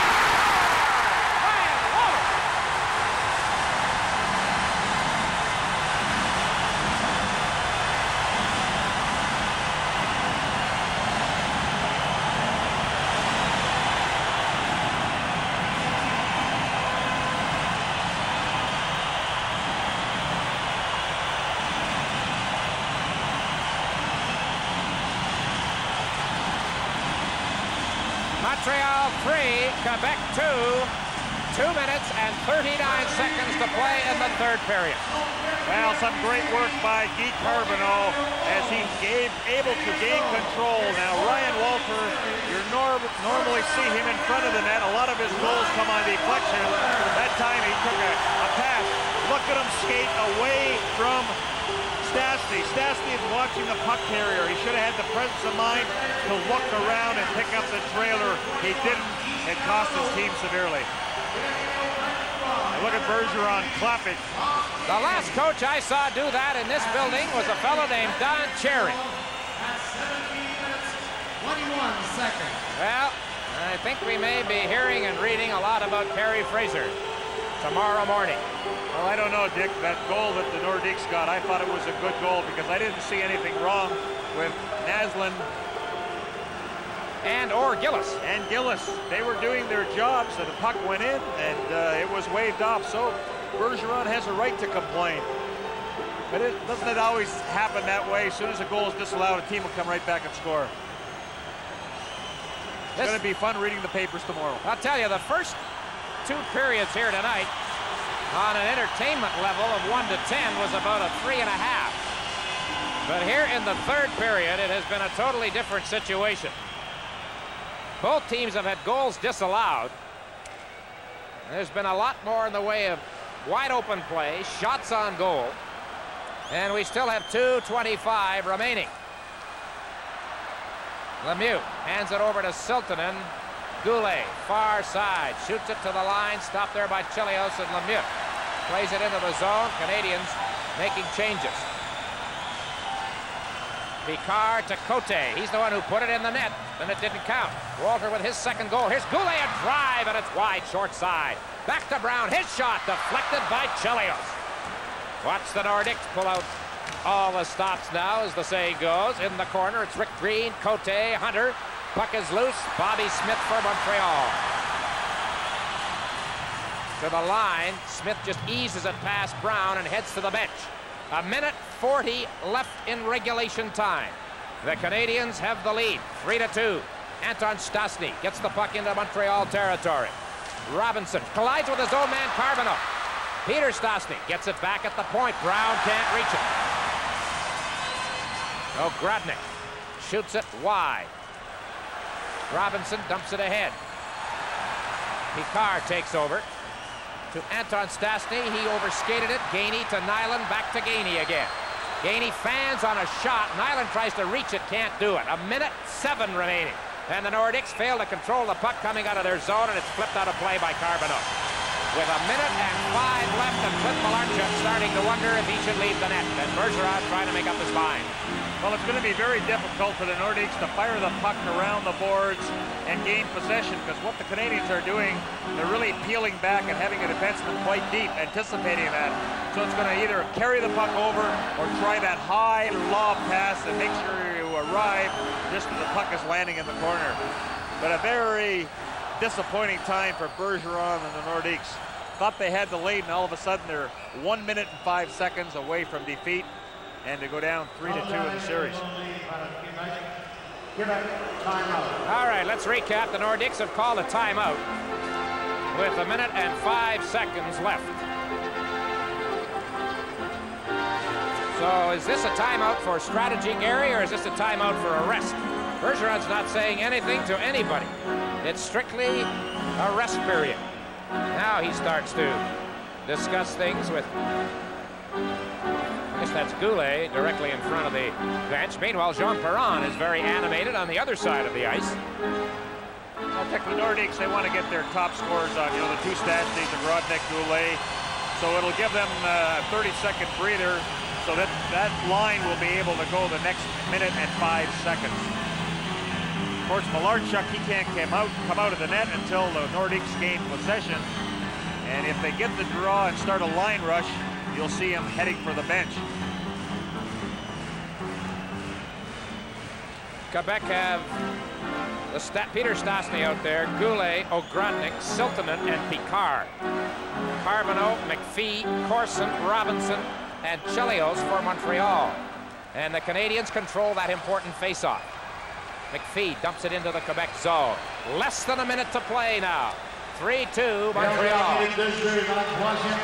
Corson checks it away, but Siltanen intercepts his shot. Now it's Picard. Goulet tied up Robinson. The puck got by them. Chelios making a move in the corner. Malarchuk not out of the net yet. Corson knocked down, but the puck's outside the blue line. McPhee reaches it. Clears it to the far side. 33 seconds to play. Carbonneau dumps it into Quebec territory. Malarchuk hasn't had a chance to leave the net yet. Now he starts to edge out. Here he comes. O'Grodnik at center ice shooting it in. It goes behind the net. 20 seconds to go. Peter Stastny behind a Picard. Out in front, it deflects. Brown faked the shot. Lets it go. Got through. Short side.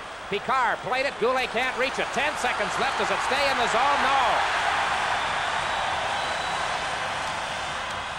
5 seconds. It's behind the net. The countdown's on. The game is over.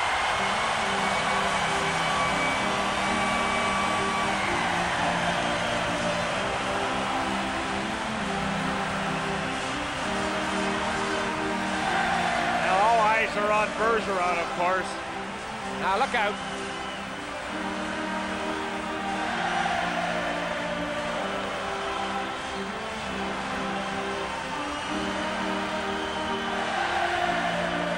Quite a scene here at the Forum. The joyous Canadians, the singing fans, and they obviously upset Michel Bergeron. Well, the Canadiens have bounced back. Some very good goaltending by Brian Hayward. And how about Ryan Walter? One on a deflection and one on a great pass from Carbonneau, and they've taken a 3-2 lead. The next game heading back to the Coliseum in Quebec. But that third period is as good as they come, Dick.